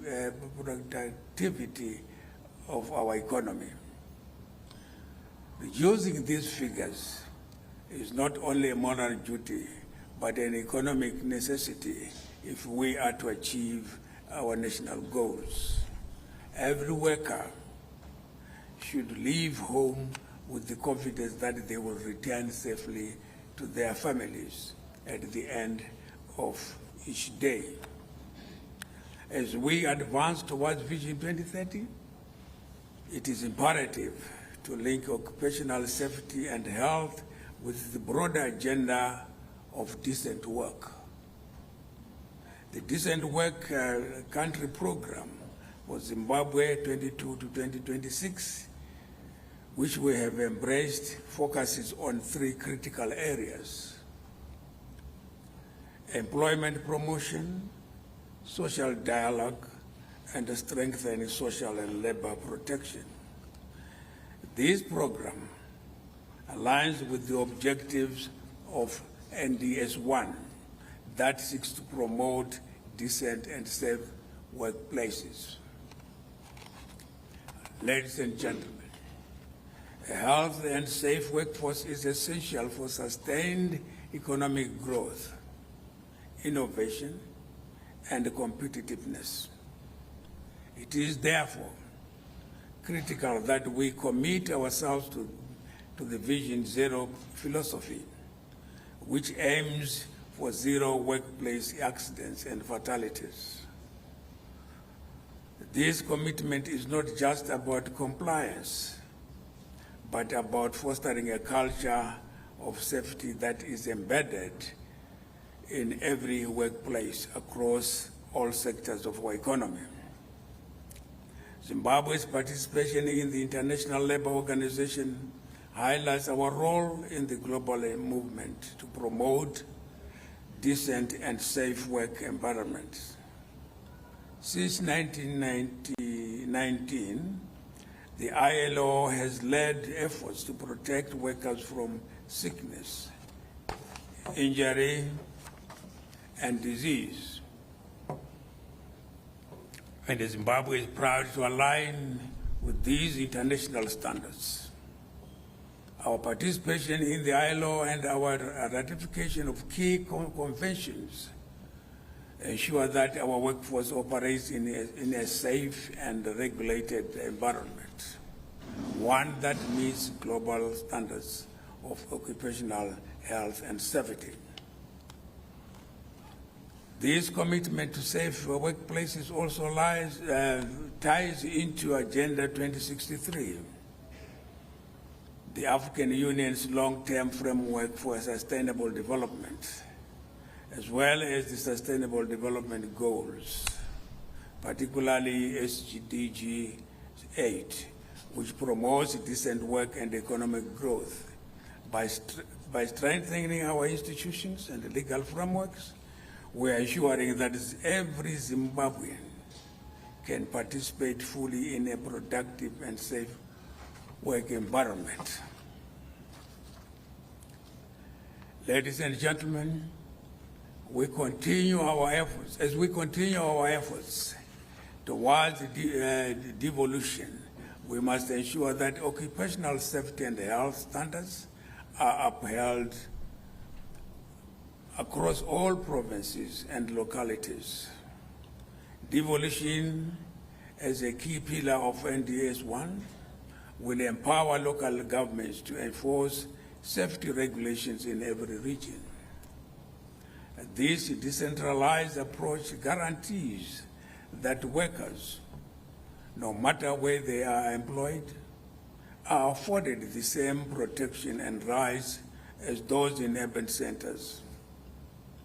In this way, devolution not only promotes equitable development, but also ensures that no worker is left behind. Looking to the future, we must recognize the importance of innovation and technology in improving workplace safety. NDS1 places significant emphasis on strategic innovation, which is critical in creating safer work environments, particularly in high-risk sectors such as mining, construction, and agriculture. Emerging technologies including artificial intelligence, machine learning, and automation can help identify hazards, predict accidents, and mitigate risks before they occur. I encourage industries across Zimbabwe to invest in these innovations, as they will not only enhance worker safety, but also boost productivity and competitiveness. By embracing these technologies, we will be better positioned to achieve Vision 2030 and establish Zimbabwe as a leader in occupational safety and health in the region. Another critical element of our efforts is fostering a culture of safety through social dialogue. Social dialogue between workers, employers, and the government is essential in addressing challenges we face in occupational safety and health. The Decent Work Country Program places strong emphasis on social dialogue as a means of improving workplace conditions. I encourage all stakeholders to actively participate in these discussions so that we can collectively develop robust safety protocols, provide necessary training on safe work practices, and empower workers to speak out when safety concerns arise. Employers must ensure that their workplaces are safe, while workers have the responsibility to follow established safety procedures to protect themselves from their colleagues. Ladies and gentlemen, one of the key components of promoting safe work environment is the training and education of workers. As part of NDS 1 and the Decent Work Country Program, my government is committed to enhancing the skills and knowledge of our workforce. This includes equipping workers with the tools they need to understand and mitigate workplace risks. Through partnerships with the institutions like the National Social Security Authority and other relevant bodies, we are expanding access to occupational safety training across all sectors. This will reduce accidents and injuries and ensure that all workers are prepared to handle the challenges of their respective industries safely. In closing, ladies and gentlemen, I want to reaffirm my government's unwavering commitment to achieving Vision 2030 through safe, decent, and productive work environments.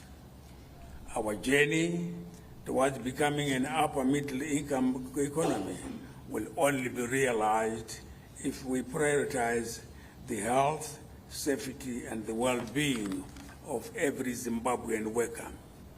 We have laid the groundwork through NDS 1, the Labor Act, our Constitution, and our participation in international frameworks like the ILO and the Decent Work Country Program. Now, it is up to all of us, government, employers, workers, and social partners, to work together to achieve the Vision Zero goal of zero harm in the workplace. As we continue to build Zimbabwe into a prosperous and inclusive society, let us ensure that every worker can return home safely at the end of each day. The safety and health of our workers are fundamental to our nation's growth. And by prioritizing occupational safety and health, we are investing in Zimbabwe's future. A life lost at work is one too many. With those few words, I would like to thank you very much for inviting me to come and officially open this symposium or this conference. Thank you.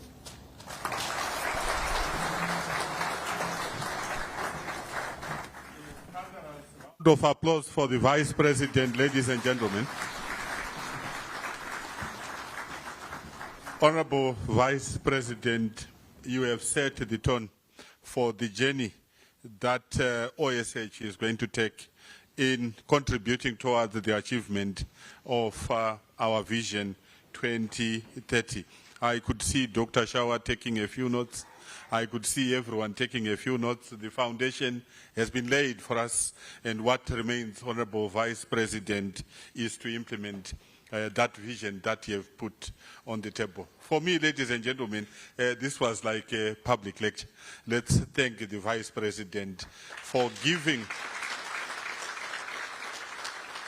One of the major golden rules for Vision Zero is to take leadership, and you have done that exceptionally well, Vice President.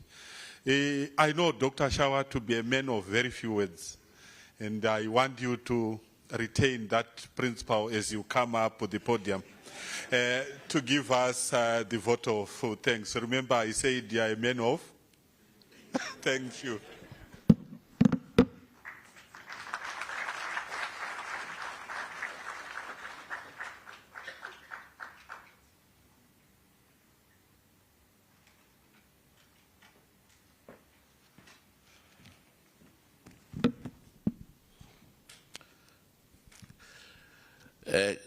Good morning once again. The Honorable Vice President of the Republic, retired Colonel KCD Mohadi, the Minister of Public Service, Labour and Social Welfare, Honorable July Moyo, who is away on official business, the Minister of State for Provincial Affairs and Devolution for Matabeleland North Province, Honorable Richard Moyo, represented by Provincial Secretary Mrs. Standwe Ndumo, the Deputy Minister of Public Service, Labour and Social Welfare, Honorable Advocate Mesdina. At this point, I would want to ride on the protocol that has already been observed.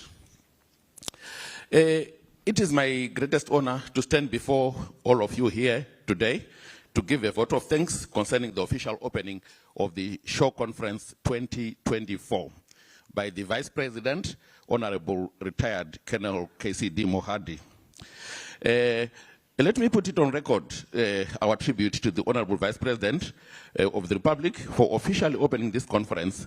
This gives us assurance that the government at the highest level considers the safety and the health of workers in Zimbabwe very important.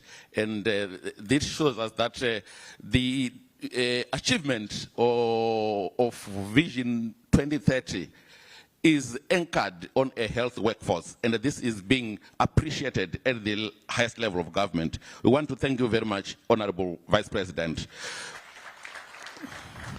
I also want to extend our appreciation to the Minister of State for Provincial Affairs and Devolution for Matabeleland North, Honorable Richard Moyo, as represented by Mrs. Ndumo, for welcoming us and gracing this occasion.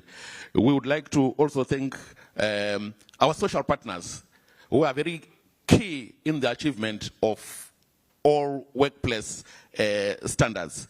These are from labor and from government as well as from business. This is this tripartite relationship is very key for us as NASA, and as you know, our establishment is through tripartite involvement. Ladies and gentlemen, allow me to also to give special mention to the Zimbabwe Occupational Safety and Health Council, which together with NASA arranges this conference. Ironically, the man behind me here, our permanent secretary, is the chairman of the Zimbabwe Occupational Safety and Health Council. We'd like to thank him together with this team together with NASA, for coming up with this own conference, which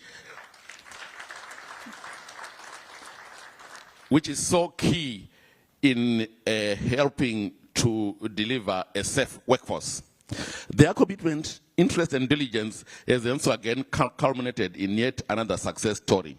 I would like to take this opportunity to express our heartfelt appreciation to our international partners who have also come here. My professional mentor from the United States, Dr. Gasanye, Professor Gasanye rather, together with our guests from Tanzania and Eswatini, we would like to appreciate your coming. As well as, let me also appreciate the support that we always get from the International Labour Organization. ILO has been with us and is moving with us throughout our journey of protecting Zimbabwean workers. They have even gone a step further and provided us support to provide occupational safety and health to those that are in the informal sector. That is the furthest, that is how far they are going, and this is how much grateful we are to you as the International Labour Organization.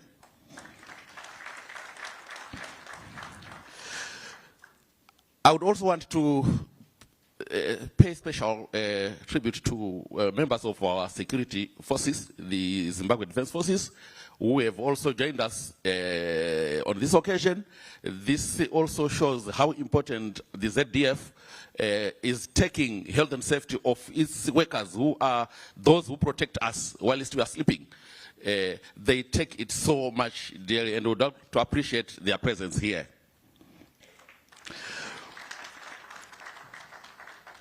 I would also want to appreciate the representatives from government, industry, universities, local authorities, and other professional bodies who are here, and we appreciate you so much. I wish you, I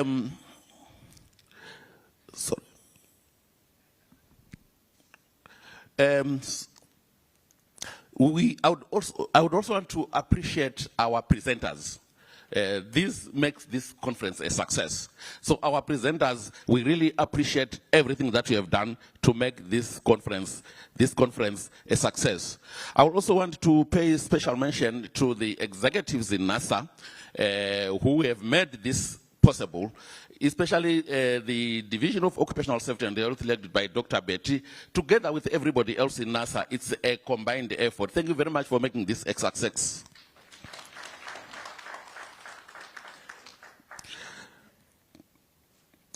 Let's all commit to achieve 0 injuries, 0 occupational diseases, 0 property damage, and 0 fatalities.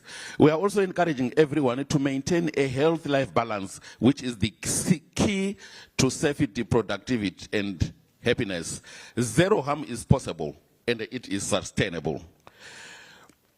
Which is why tomorrow is going to be a very important day when we will be awarding those companies that have excelled in protecting their workers. Not to say those that are not receiving awards did not excel, but you know, in a class they can only be number 1, can only be 1, it can't be 2. Well, at times they can be 2. Finally, I would like to end with some sober information which I want us to carry home.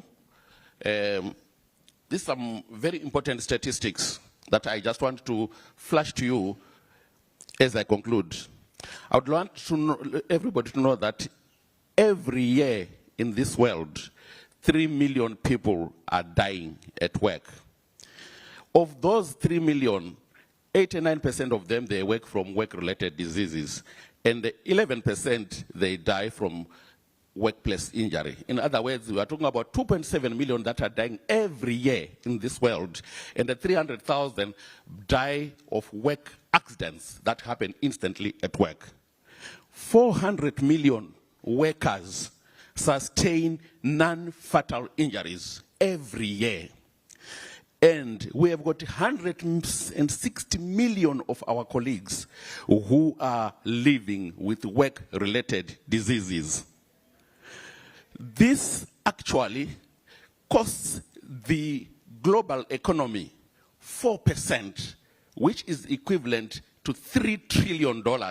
You can imagine how much that money could do to the global economy, but it is lost through workplace injuries. Back home, we record, as the Vice President said, an average of 100 deaths every year, and this is only from the formal sector and from what has been recorded. We record an average of 5,000 injuries every year. For a small economy like ours, that is very, very high. And we as NSSA believe this is unacceptable. We also record more than 200 deaths in the mining sector. The mining sector does not report deaths to us. They report to, they've got their own reporting arrangements, but they record more than 200 deaths from the mining sector. And financially, our recent study in NSSA has shown that we lose 15 million USD every year through workplace injuries. Thank you very much. Honorable Vice President, I'll forgive Dr. Shawa. It's his day. He's overwhelmed. He's excited. This is the highest level ever to grace an occasion like this, and we wish it could remain like this and even get better. Let's clap for Dr. Shawa. Dr. Shawa, don't worry. Tomorrow you will have another opportunity to address these delegates at the awards gala. So don't worry. At this point in time, let me call upon a team that is going to give a present to the guest of honor. You know, Honorable Vice President has been very busy of late. He's been traveling, came back tomorrow. Yesterday, it was the burial of a gallant son of the soil, retired Colonel Chinga Dube. From that tight schedule, he found time to wake up early this morning to be with us here. And really, we need to appreciate that kind of leadership. Mrs. Mugawiri and your team, Dr. Betty,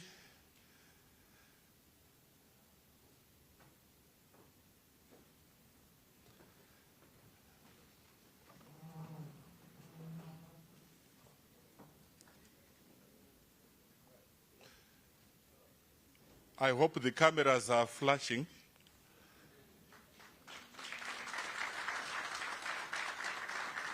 Kudara taibvuma kuti picture yatorwa kana paita flash asapa handina kuiona, Honorable Vice President. Thank you, NSSA team. This is a present from the entire NSSA organization. And remember, NSSA is government, business, and labor.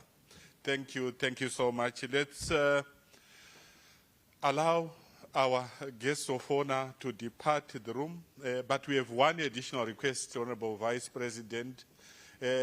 People want a photo shot with you. The team has prepared something outside where we are going to stand. Let me allow the front table, front row, possibly the first two rows, to immediately follow the Vice President and his team to the picture. The others, hang around. You never know. You never know. You may have an opportunity for a bigger picture. Honorable Vice President, I hope you don't mind. Let's all follow the VVIPs. I'm sure we can accommodate everyone in this memorable picture. It has been a pleasure for me to be your MC. I'm open for hire outside my normal working hours. I can consider offers. Thank you. It was a pleasure, and you were disciplined a lot to keep it up.